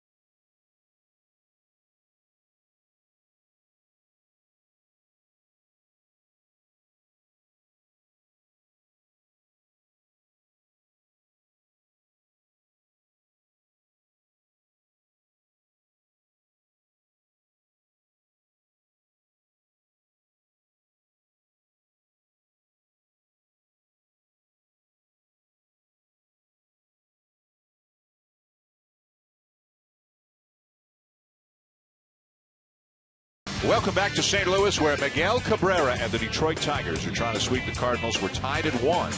Going to the top of the 6th inning. Cabrera has driven in the only Tiger run of the night on an RBI double back in the first after homering yesterday and homering the day before and hitting 2 in a game against Minnesota on Thursday. Cabrera is hot. Down to Busch Stadium here in downtown St. Louis. Big crowd here on a Sunday night. Seeing 2 of the best teams in baseball go at it. Cabrera due up second this inning. Kinsler, Cabrera, and J.D. Martinez for the Tigers in the 6th against Lance Lynn. Kinsler singled and scored on the Cabrera double in the first and flied out in the third. Trying to bunt his way aboard. And he does it. A bunt single by Kinsler to begin the inning.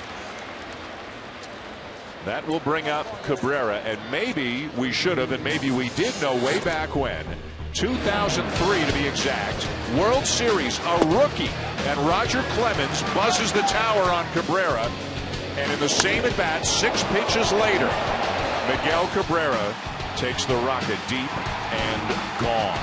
That is impressive. Clemens used to like to intimidate young hitters in big spots, and Cabrera was not intimidated and homered later in the at-bat. It hasn't been ever since. Nope. I'm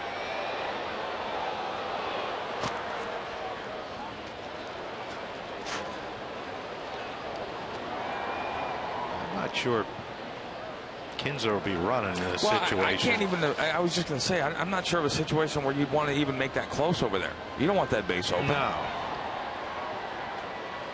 Tough combination to run on two here in Lynn and Molina. Now he runs out. He gets thrown out if he runs.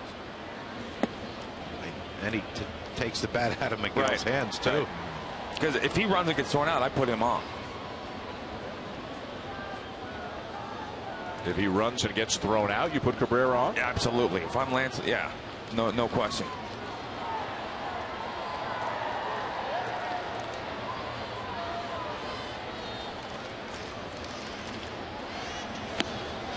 Ball 2.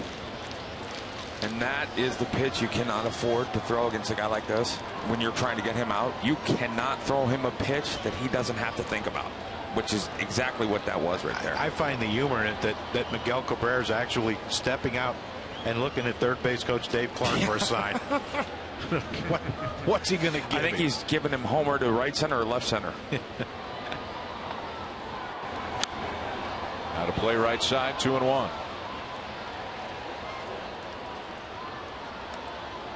See, that fastball got in on him a little bit. That ball ran up and it looked like he was looking breaking ball there. But he's continually looking down. Well, that's the way he was taught. Right? That's the way you're taught. I mean, if I'm a third base coach, I'm like ignoring him. Like, yeah, well, please. And I'm please also don't by look the at me. dugout. Yeah, I'm down the line a little bit. Yeah. Maybe second, third row behind the ball boy.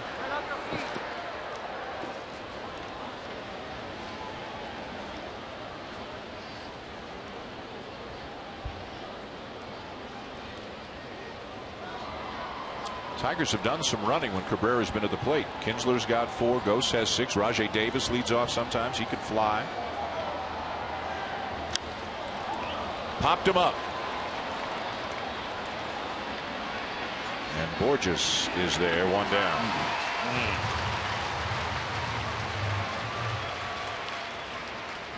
Here's why what Miguel Cabrera can expect on at bats. Lance Lynn throws that 2-seamer down. He pulls a fastball away trying to overthrow it, and that one right there got in on him 2-0. Had to be looking for someone else, and he comes right back with 94 on the inner part of the plate, and it just gets in on Cabrera, and he hits it up. He's another split second quicker on that one. We got a 3-1 game. But give Lance Lynn credit. He, like Mike Matheny said, we're going to challenge him. Well, that was Yadier Molina too. They jumped first at bat that they've challenged him in first pitch, which I think was the game plan there. He missed twice and got away with it there too. Now here's a situation if Kinsler thinks he can steal the base, you take off. JD Martinez, who struck out and singled.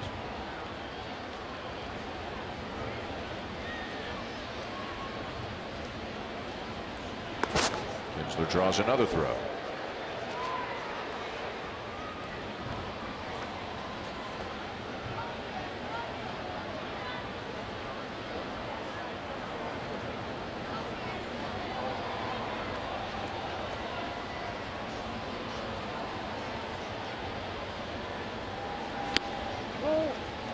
One of the things that you hear pitchers talk about working in to set up a guy away.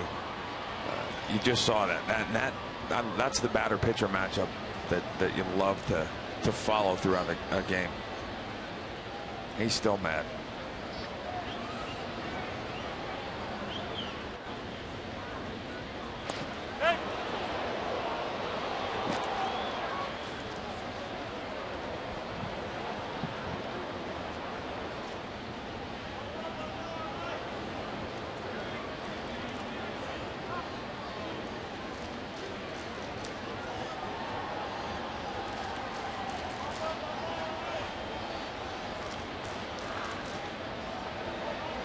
Not going. And it's inside ball 2. So Miggy's been up 3 times. He's seen 14 pitches. Only 4 times has he tried to go in. That ball was away, supposed to be away. He missed middle, and Miggy knows everybody on the field knows he just missed that ball, Johnny. Yeah. And then he uttered something on the bench. And he uttered, "I'm going to get another chance at somebody." But to me, that's where Yadier Molina separates himself from everybody. That 4th at bat, no matter who's there, Yadi's going to take the first 3 at bats and what he's done and put them into the 4th at bat. And if that means walking him, that means walking him.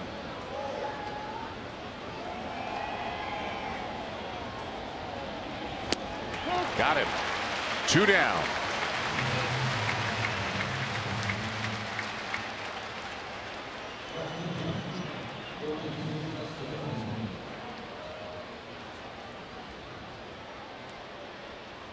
Still thinking it over. What makes great hitters great? It's locked in. If he ever faces Lance Lynn again, probably wouldn't be tonight. 93 pitches through 5 2/3. Unlikely that it would get around to Cabrera again with Lynn still in the game. Here's Cespedes, has grounded out and flied out. And a strike. The Tigers have not gotten a runner past first base since the Cabrera RBI double back in the 1st inning. Lance Lynn doing what he does, pitching his team into the 6th, sometimes the 7th inning, and giving his team a chance to win the game. How deep the outfield is. I mean, Hayward's almost on the warning track, playing him for a right-handed hitter. Matt Holliday's deep. Peter Borges is really deep in center for a guy who can absolutely fly, and that's how big this run is. Runner goes, and in there standing up is Kinsler. Well, when a guy's quick to home plate, you got to figure out different ways to do things. And watch Ian Kinsler right here. Look how quick. As soon as Lance Lynn comes set, he starts, and before he even started lifting his leg, Kinsler had 2 or 3 steps. And smart play by Yadier not to try to force a throw down there and take the risk of throwing it away, because Kinsler had that one easy. Now base hit can give the Tigers the lead. Down and in, 2-1 on Cespedes. And with the runner on first base, outfield's deep. Now look how far they moved in. Hayward's probably moved in 7, 8, 10 steps, and as does Borges and Matt Holliday, to try to give yourself a chance of throwing Kinsler out on a hard hit base hit.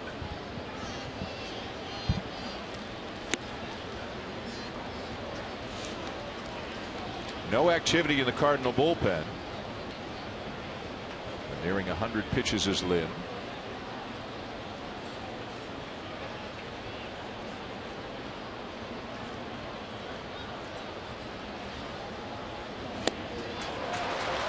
Full count.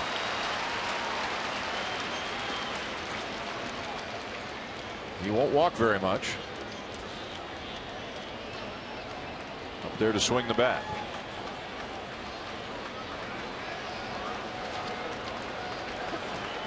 Castellanos hoping for a chance.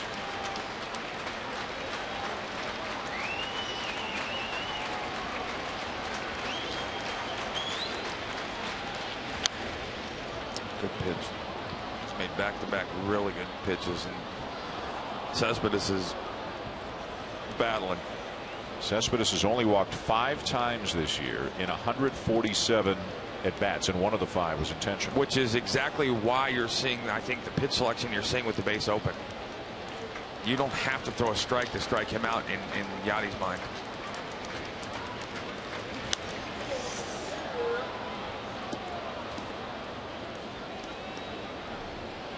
Yeah, he's in swing mode for sure. Like you said, if it's anything relatively close, you got to have a feeling that he's going to chase it.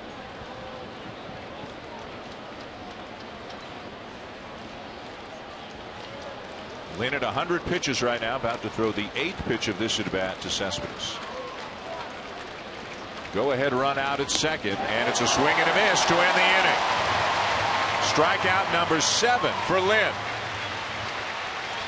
to the bottom of the 6th. The Cardinals coming up in a 1-1 tie.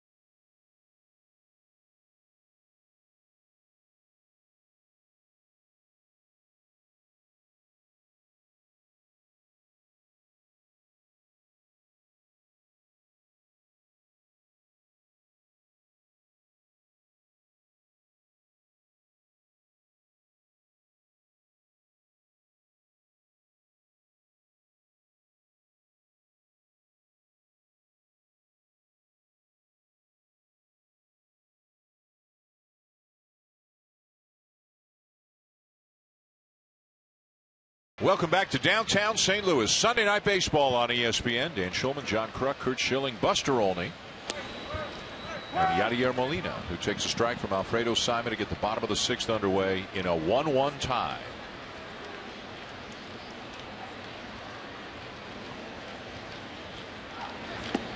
Did he go? He did not.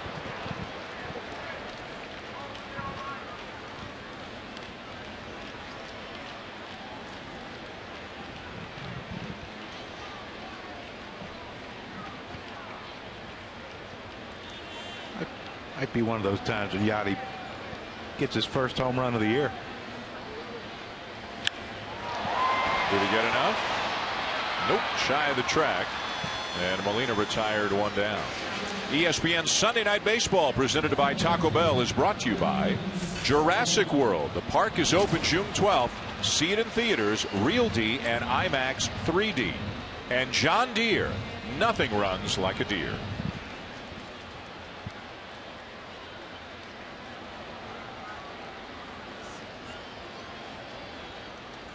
Colton Wong, the batter, a walk and a strikeout.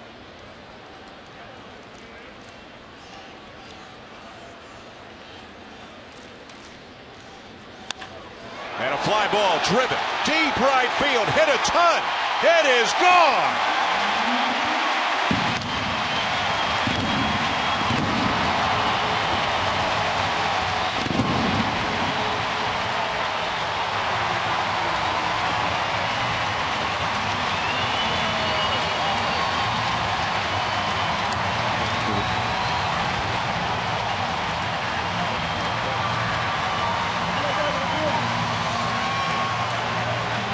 We talked about the bat speed and the power potential for Colton Wong. He just showed that. His 5th of the season has given St. Louis the lead. The sound that comes off that young man's bat. Wow.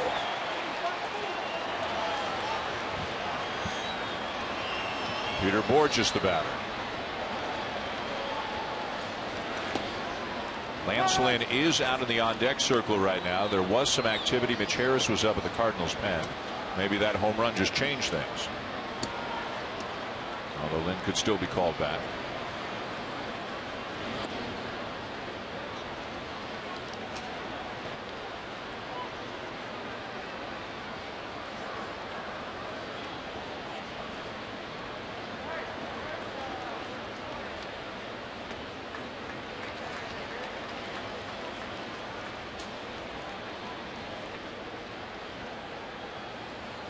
wasn't a cheap one either, was it? That was. That's 400 plus. That's big boy territory out there.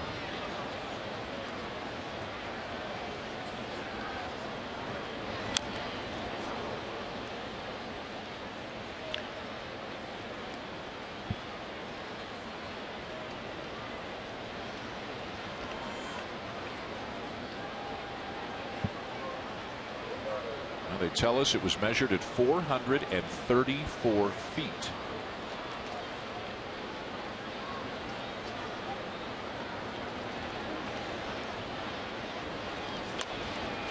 Bounced foul.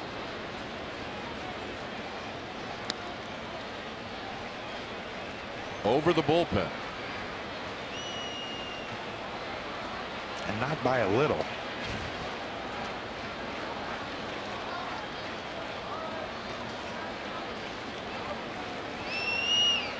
Where's all that bat speed come from, Joe? Dan, if I could tell every kid where it came from, I'd still be doing this. You know, it's just a gift. It's really hard to explain. I mean, you know, he's got unbelievable quickness. I'd like to give you some technical terminology about the fast twitch and the slow twitch and all that, but it's just rapid. Bat speed doesn't have a height requirement.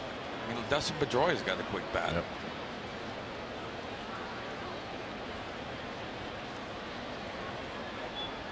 A lot of that power is at the core, at the hips.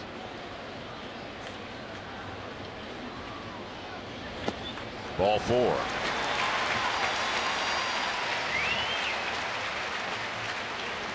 Lynn looking into the dugout, but he does make his way towards the plate. And Jeff Jones and Brad Ausmus having a conversation. Well, you see where they wanted the ball, and they actually just drifted over the center of the plate, but it's a sinker that goes back to the left-handed barrel. Look how powerful. He knew it. Because that's the only time he jogs out of the box. You watch it. He starts with low hands. He gets a big high leg kick, but you call that walking away from your hands. His foot starts coming forward. His hands are going back. And then just the unbelievable speed of his hips through the hitting zone.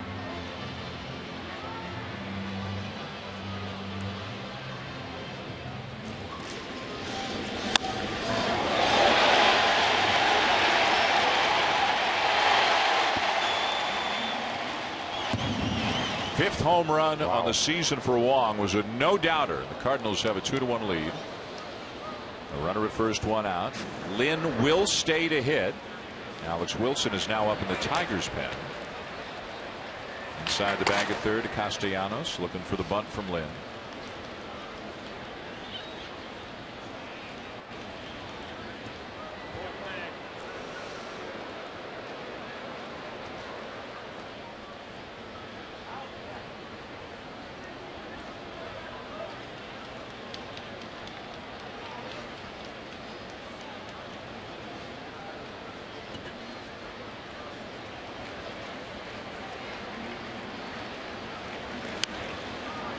Hunted back towards the mound. Only play is to first. Kinsler covering. Sacrifice for Lynn.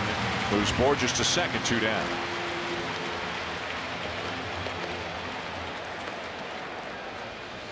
That's the one thing about Peter Borges hitting eighth in this lineup. He is a guy with great speed, can steal a base, but you kind of take that away from him when you have the pitcher hitting behind him because of the bunt. And yeah, you'd like to have a guy with some speed hitting in front of the pitcher. You know, as a pitcher lays down a bad bunt, you still have a chance of getting that sacrifice, get him into scoring position. But you know, it's such a weapon, and you thought maybe with the pitch count of Lance Lynn, Borges on first, only one out, maybe you take a chance and run him and then pitch it for Lynn and try to get an insurance run. But they want their pitcher to go deep, and Lance Lynn gives him another inning. That's going to go pretty deep. Here's Hayward 0 for 3. The Cardinals are 1 for 6 tonight with runners in scoring position. Hayward has struck out, flied out, and then in his last at bat got the green light on a 3-0 pitch, fouled it off, and eventually grounded out on a full count pitch. Up and away, ball 1. This is a challenge here for for Simon in the sense that with the guy on deck, you might have to give this guy a fastball and a fastball count, and that could present a problem if it's up in the strike zone.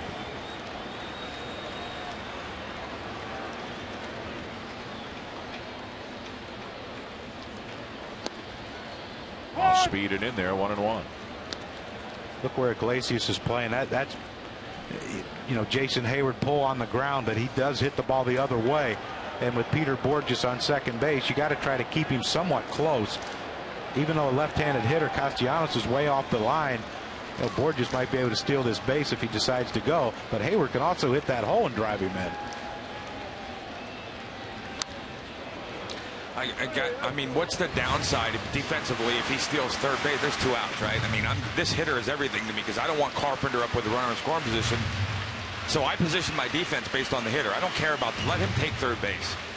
No, I agree with you 100%, but I just, you know, I've seen Jason Hayward hit so many ground balls to routine shortstop that with Iglesias playing where he is. No, you're exactly right. A base hit. I think you take away some of what Iglesias brings defensively by putting him there. Take some of his range away.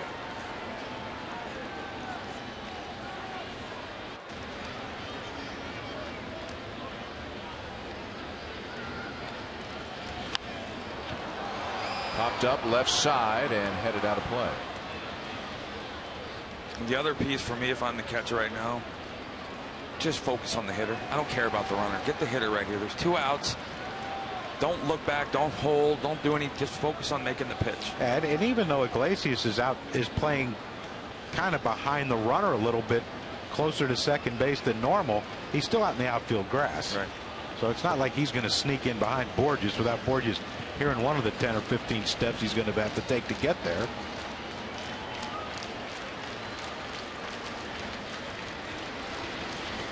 Got him.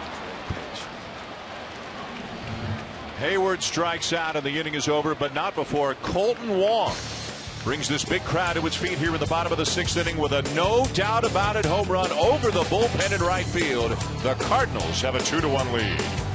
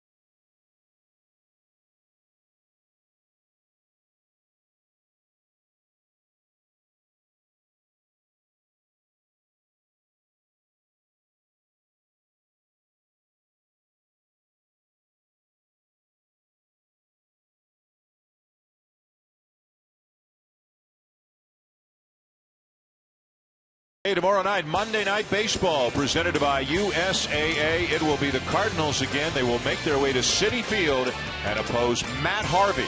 He's on the mound for the New York Mets tomorrow night at 7 Eastern on ESPN and Watch ESPN. John Lackey, the scheduled starter for St. Louis. Underway here in the top of the 7th. First pitch fly ball to left field, and Nick Castellanos is retired One down. Time now for our expert analysis, brought to you by Benjamin Moore, and a look at Mets starter Matt Harvey. Got to see him the other night. Here's one of the reasons why he was not real sharp. He made some pitches. Look at all, he's around the corners when you don't have to be at 96, 97, 98. He stays along the sides, got a little comebacker, and then he drops that one on you. Jorge Soler had some really rough at bats. Here was a guy who I didn't think was really on, and came out after 7 with no runs, 7 scoreless. Look at the strikeout to walk ratio. That's 47 to 7. 6 to 1's good. That ball's going to get down, bounce off Hayward. McCann on his way to second, and in there safely. Hayward, always known as one of the better defensive outfielders in baseball, could not quite get there in time, and McCann has himself a 1-out double. I give McCann a lot of credit for a catcher. I mean, he was busted out of the box and wasn't given in to just having a single right here. But you talked about Hayward, how great he is defensively. Got caught in between right there. Do I dive? And he thought, okay, I'm going to dive for it. Oh, now I'm not going to get it. And if I dive, it's going to go past me. I got to figure out a way to keep this ball in front of me. And he did knock it down. But watch McCann. As soon as he saw that ball just get away from Hayward just for that split second, he was off. That's pretty gifted. Yeah, runs pretty for well. A catcher. Yeah. So here's Iglesias. I also think it's a byproduct of both these managers. These guys, both these teams play the game the right way.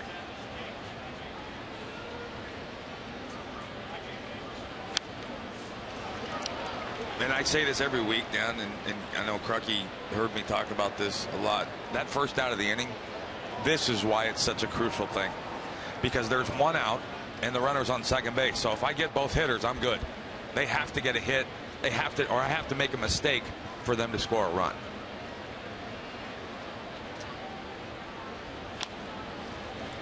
Iglesias with a chopper out to second. Wong on to first in time to get him 2 down as McCann comes to third.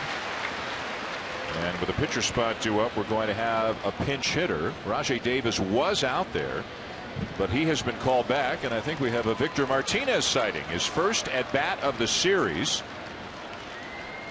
Because we're playing under National League rules here, of course, so Victor Martinez has not even appeared in either of the first 2 games. Well, I think this was one of those things where, you know,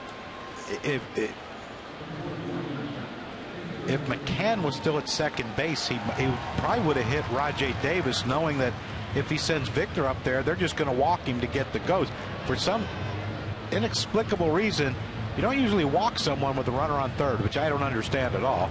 If he's your best pinch hitter, you take the bat out of his hand right here. Now Victor Martinez coming off knee surgery. He's hit extremely well from the right side of the plate this year, but he has hit poorly from the left side of the plate. Just 12 for 80 on the season. Well, I think the other piece too is if you walk him, you make Brad burn 2 players, because you're probably going to run for him if you walk him and put him on base, because you don't want to aggravate the knee. But why let him hit here? Goes back to, for me again, goes back to how Yachty feels about the guy on deck and how Lance feels about his stuff against the guy on deck, facing him for a 3rd or 4th time.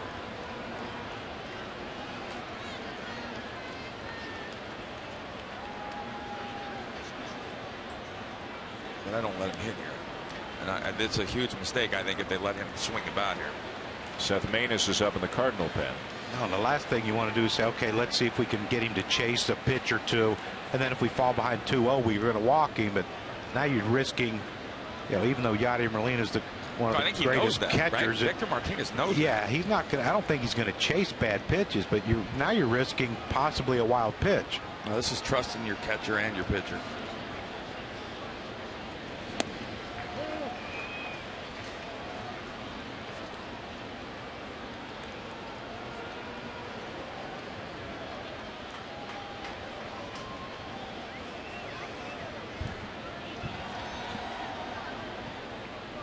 Tying run at third with 2 down here in the top of the 7th.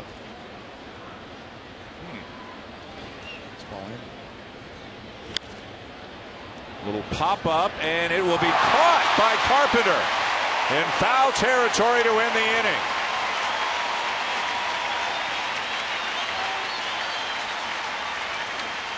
So Carpenter doing it offensively tonight and doing it defensively as well. A dangerous hitter in Martinez retired, and the Tigers leave a man on at third base.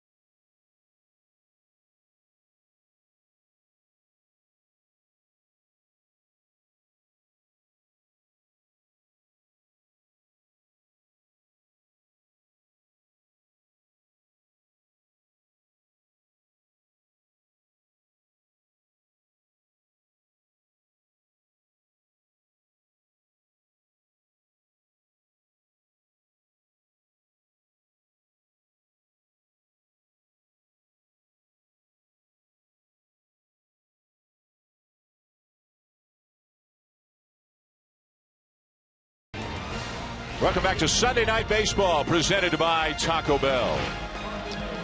Lance Lynn did the job at the top of the seventh. Came off, looked at Mike Matheny and said, "Am I going back out?" And then he said, "I got it." You like that, Shill? Well, that's one of the things when you listen to him talk. He talked about the influences Chris Carpenter and Adam Wainwright had on him. That, to me, is a tangible result of that effect. He understands where he fits on this staff and his job, and that's to give them innings, to give them quality innings. He's done 7 tonight, and he wants the 8th. Remember, the pitch count was high early. He was up into the 60s before he got it out in the 4th inning.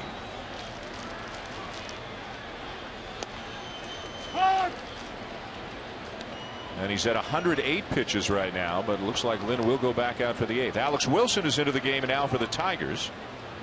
As the Cardinals come up in the bottom of the 7th, and he'll face the hot-hitting Matt Carpenter.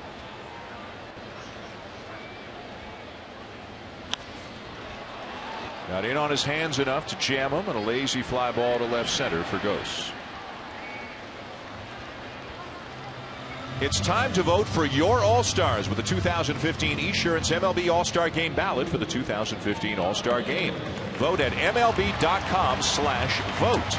Catch all of the excitement of the 86th MLB All-Star Game July 14th. That guy will be there. You think?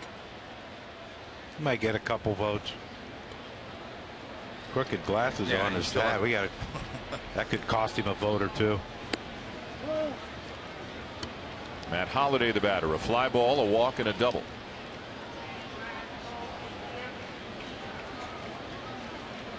Holliday got off to a slow start hitting home runs last year as well. Had 3 at the end of May, 5 at the end of June, and finished with 20.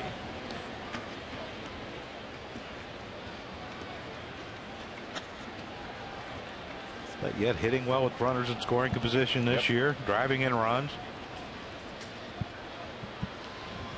He's actually always been more of a run producer, more of an RBI guy than a pure home run hitter.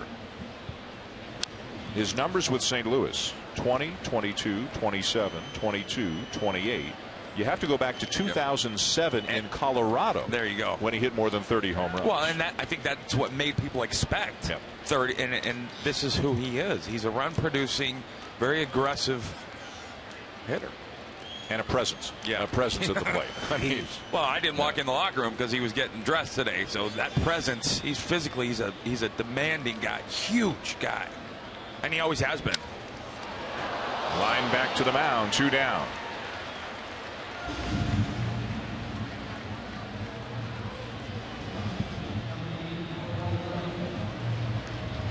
So Wilson has retired a couple of dangerous hitters, and now he'll face Johnny Peralta.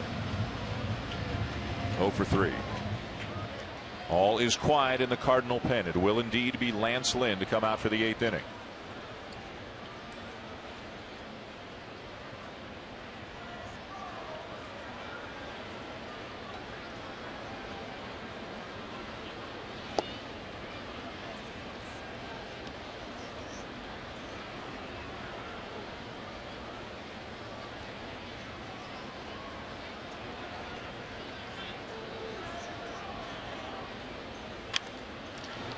And a base hit through the left side for Peralta.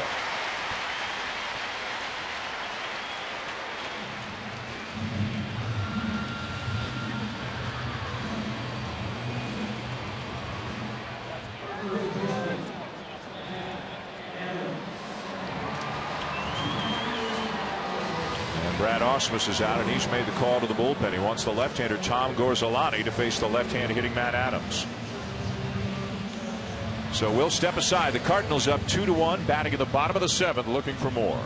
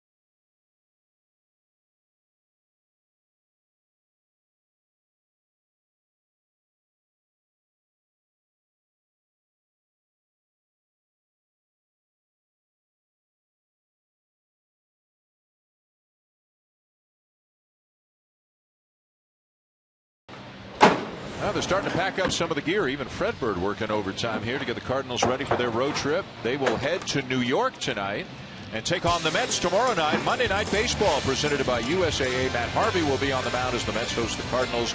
Wednesday night, the global game. The first look at the global impact on today's game of players from around the world. We will take a look at how players from Asia have changed the game on Wednesday night. And then 1 week from tonight, we'll be in the Bronx as the Yankees host the Rangers. Hard to believe Memorial Day is just 8 days away right now.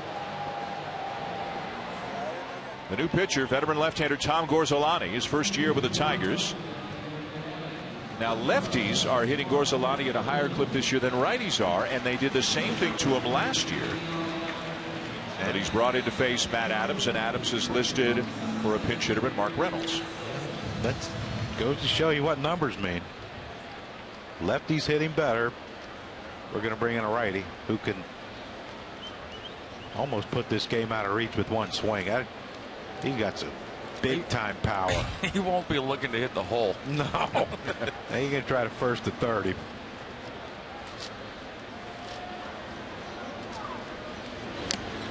Reynolds, a guy who hit as many as 44 home runs in a season, did that with Arizona. That was the same year in which he broke the major league strikeout record, struck out 223 times in that season. But as you can see, as consistent as the strikeouts are, is as consistent as the power has been.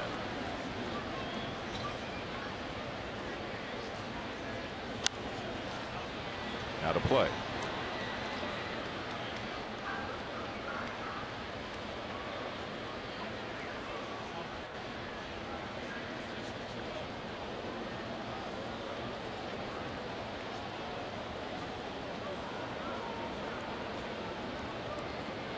Al Albuquerque up now in the Tigers pen.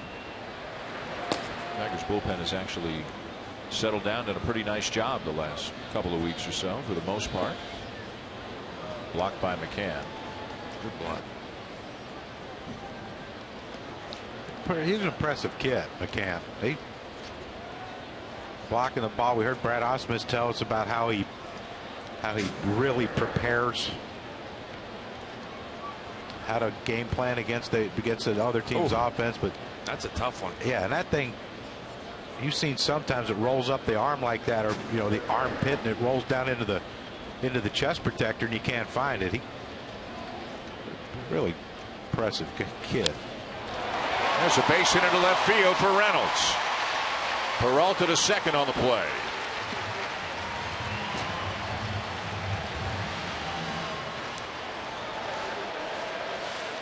And we're probably going to get another pitching change.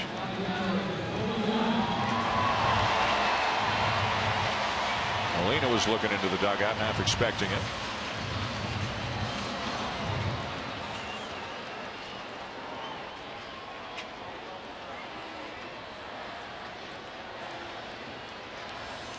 Molina just 2 for 14 in his career against Gorzolani, so maybe that's the reason why the left-hander stays. Well, maybe Yachty was hoping they'd bring someone else in.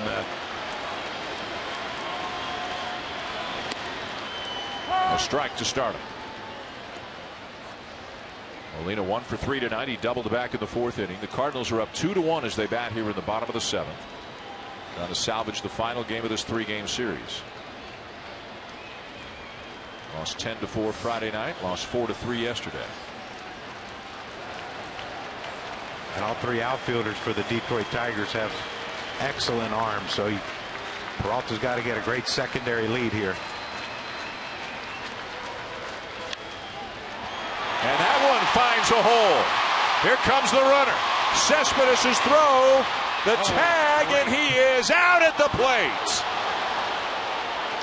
What a play by McCann. What a pickup. I just mentioned it, the arms of the outfielders for the Detroit Tigers, but Cespedes, the ball up the line a little bit, but McCann, what an unbelievable play. The one-hand pick of the ball, and then have the wherewithal to come back quickly to get Peralta sliding on the inside. Great play by both McCann and Cespedes.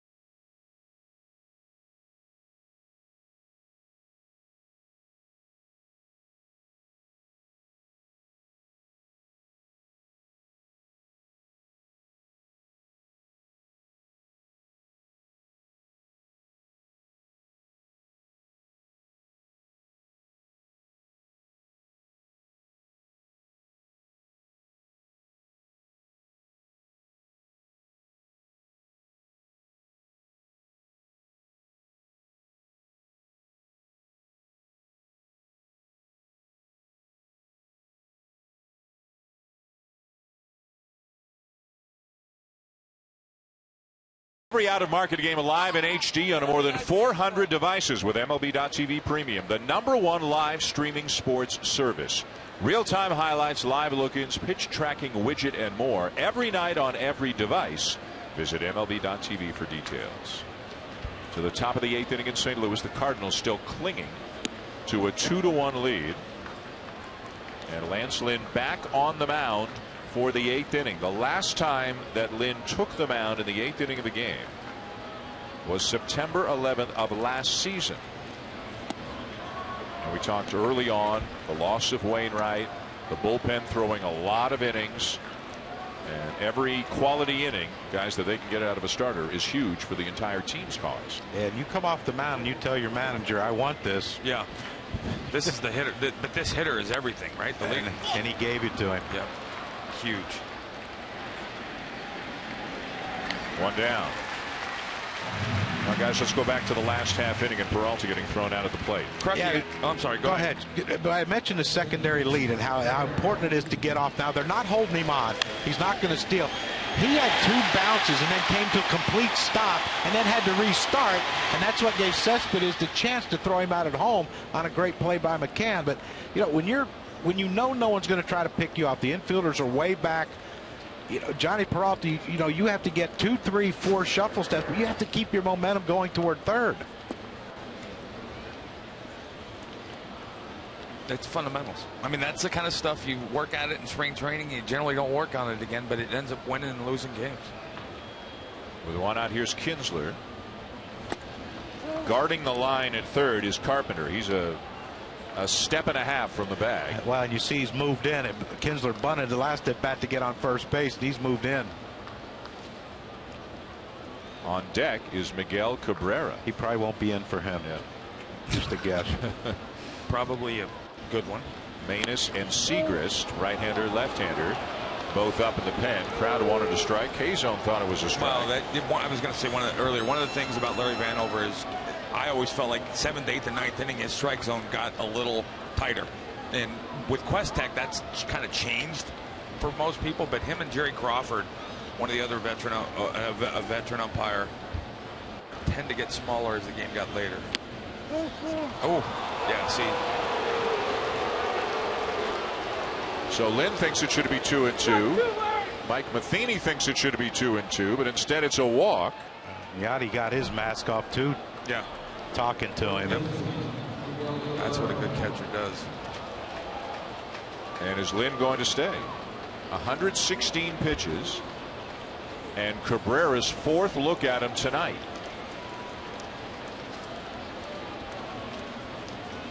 Well, I'm sure Lance Lynn, I was wondering where do I have to throw it to get a strike called? Yeah, this is probably and this is not the guy. Well, I don't think this is a good matchup right now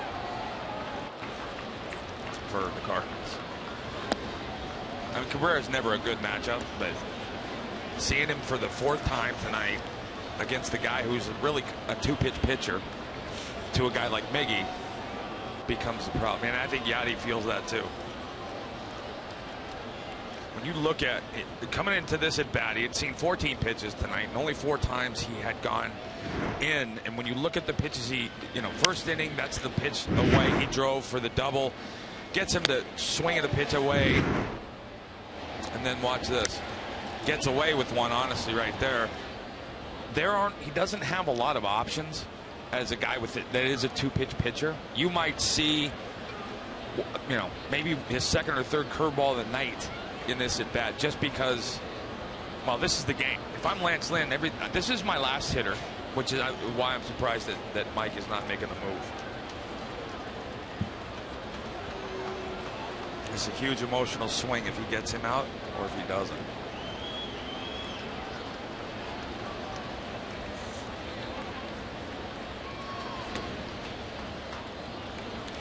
He's fallen behind 2-0. With a tying run at first, the go-ahead run at the plate here in the top of the 8th inning. The bullpen ready if needed. Where Peter Borges is playing, shading him the other way for a guy who's an unbelievably strong power hitter. To be shaded the other way tells you what they're going to try to do to him. They do stay away, but they miss outside, ball 3.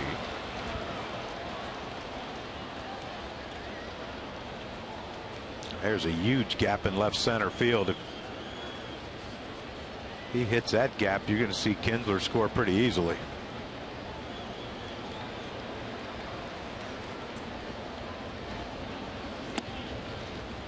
Ball 4. So Kinsler to second, Cabrera down to first. Mike Matheny's making his way up the steps.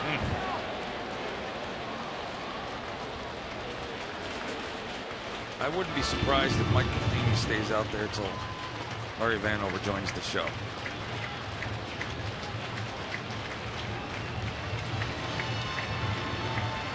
Nice job, says the manager. Got him into the 8th inning, got him there with a lead.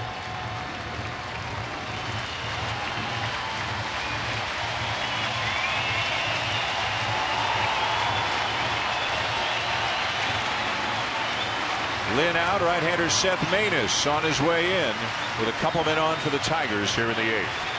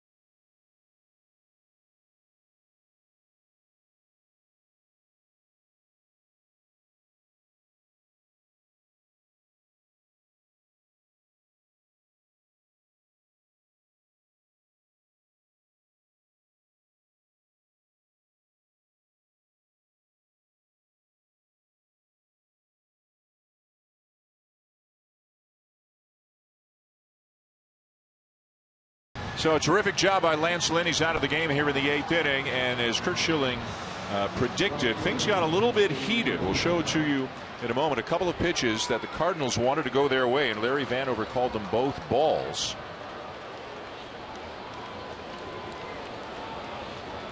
And then during the pitching change, Lynn was hollering at Vanover, and Mike Matheny and Vanover got into it pretty heavily as well. Seth Maness is in from the bullpen. First pitch swinging. Ground ball to third. To second one. On to first. And Maness induces the 5-4-3 inning-ending double play. That's something that he gets about as often as any reliever in a baseball. One pitch, 2 outs, and one huge ovation for the Cardinals here at Busch Stadium.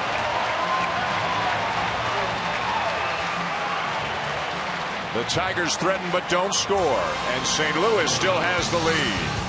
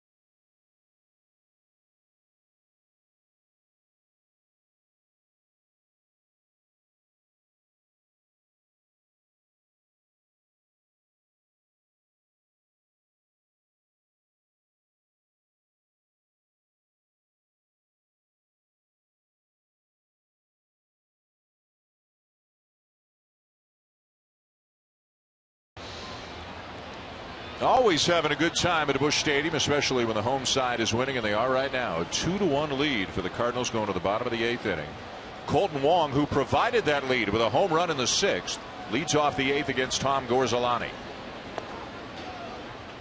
So Seth Maness comes in, throws one pitch, gets 2 outs, jogs off the field with the lead intact, knowing his night is almost certainly done with Trevor Rosenthal now up in the pen for the Cardinals. Maness has induced 31 double plays from the beginning of 2013 until now. That is the most in the majors for any reliever.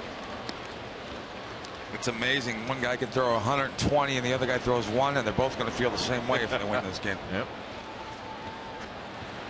And there's Rosenthal. Let's say one's going to be a little more rested than the other. Yeah. In on his hands and a ground ball to his counterpart Kinsler, 1 down.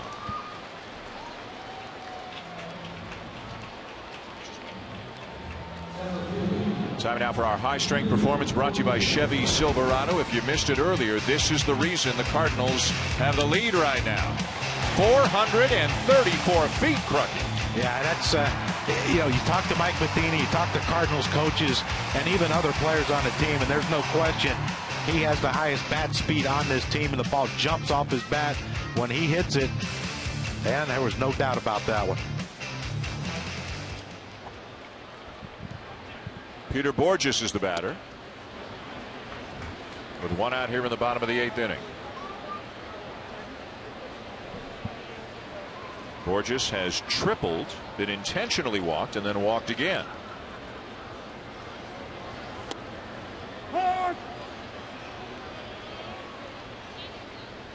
Looking ahead to the top of the 9th inning, the Tigers will come up with Cespedes, Castellanos, and McCann. 5, 6, and 7.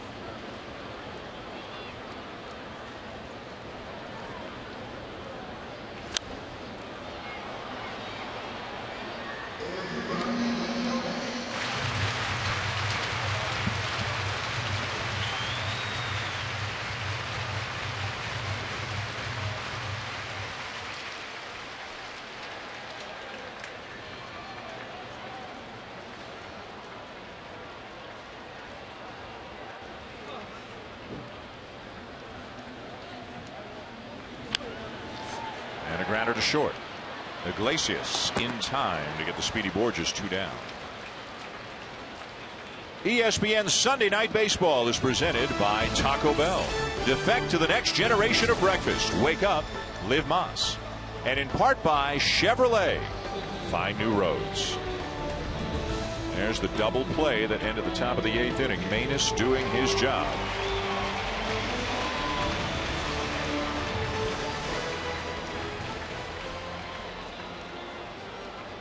Randall Grichuk announced as a pinch hitter. Well, here's another guy that Mike Matheny talks about bat speed and how quickly the ball jumps off his bat. They'd love to see him get more playing time. Yeah, they talk about monster power with this guy.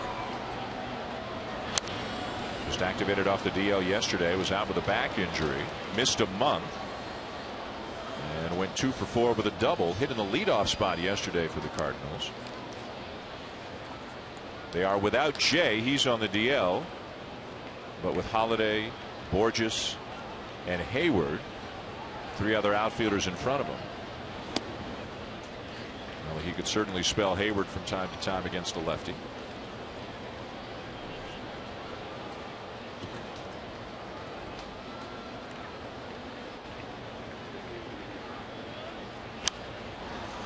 Way up in the air near first base. And the inning is over. We're going to the 9th. 5, 6, and 7 coming up for the Tigers. They are down by a run. And one of the hardest throwers in baseball, Trevor Rosenthal, on his way from the Cardinal pen.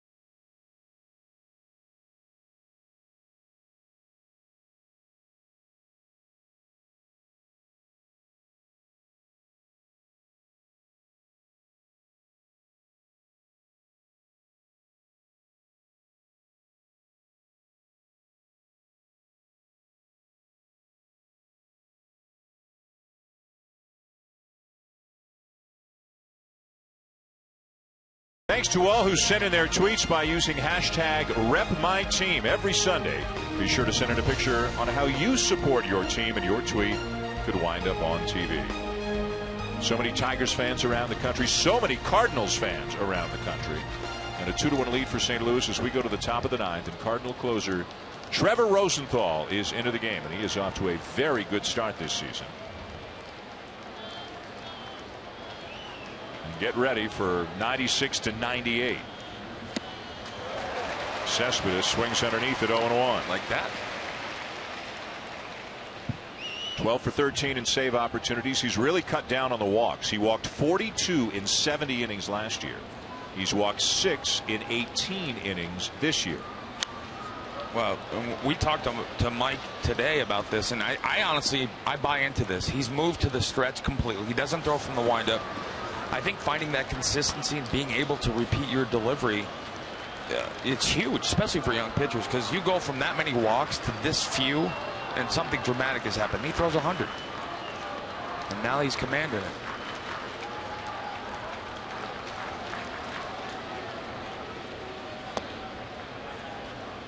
There's a slider at 89, down and away for ball And the one. thing you have to remember about these most of these guys in the Cardinals bullpen were all starters, converted to the bullpen, including him. And like Mike said, he said they all have this starters mentality where, you know, we pitch from the windup to get better stuff. Get it, Crocky? No. And in the vein of repping my team, Trevor's a junior college kid, which I think is a path a lot of guys are taking now. I went to junior college for 1 year in Arizona, Yavapai Junior College, who just qualified for the JUCO World Series in Grand Junction, Colorado. Did they kick you out after one? They did. They did. Smart school. Woo. They got a young star named Willie Calhoun who we may see in the big leagues someday. I was just a bit outside right there. Now how Cespedes laid off that one.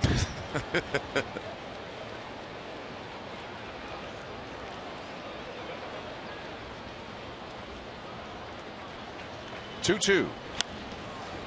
Pops him up. Reynolds makes the catch in foul territory, 1 down. Sports Center comes your way as soon as the ball game is over. For a preview, John Anderson and Kevin Connors.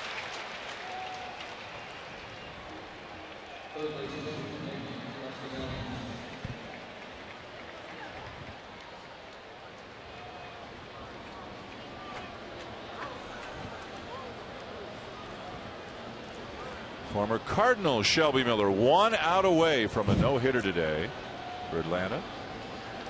In a game after the fact saw Marlins manager Mike Redmond get fired. Here's Nick Castellanos and a swing and a miss at 98, 0-1. Castellanos 0 for 3.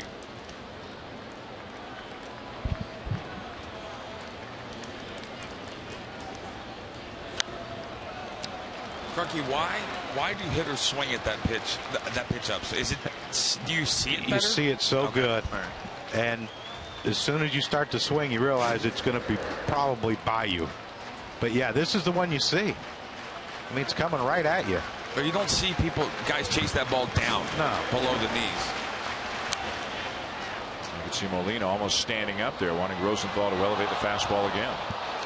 That's probably the hardest pitch in baseball to throw down, the fastball up out of the strike zone, because mechanically you have to do something incorrectly to make that pitch, and it's not something you practice. He did it to Cespedes. Yep.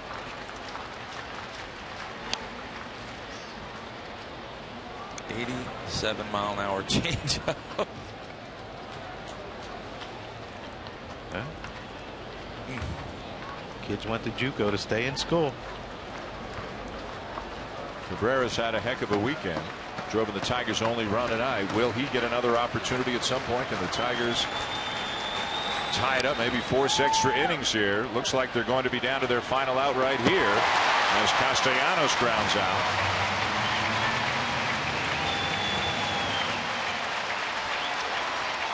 You got guys, Cespedes, Castellanos, some guys with some pop in their bat. And Rosenthal's making them defensive hitters with the stuff he's featuring today.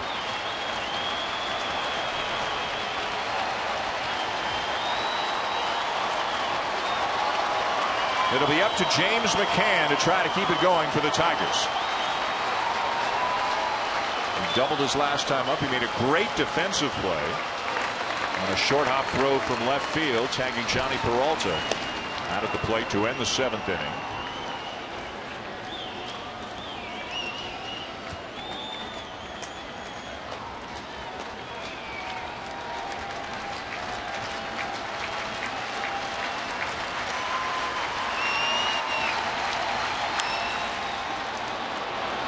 Wong back, can't make the catch. Great effort, but just deflecting off his glove, and McCann is aboard with a base hit to keep it alive for the Tigers. Watch the pitch, watch Yair's glove, and watch where the ball. That ball's up and in. He was trying to go down and away, overthrows it, jams it. I think if that ball wasn't hit directly over Colton Wong's head, he might have made a catch on that ball. Oh, you see how close he came there, but it seems like it's more difficult to run straight back and try to look back for the ball. And Andrew Romine is on to run for McCann.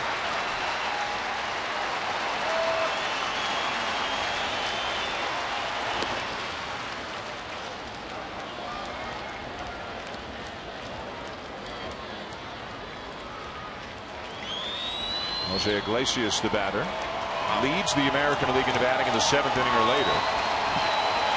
That's impressive.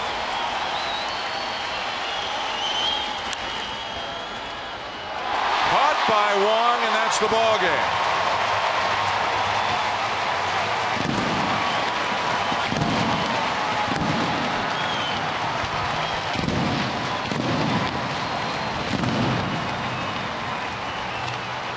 So after losing the first 2, the Cardinals pick up a much-needed win before they head out on the road, beginning with the Mets tomorrow night. Matt Harvey on the mound, 7 Eastern, here on ESPN.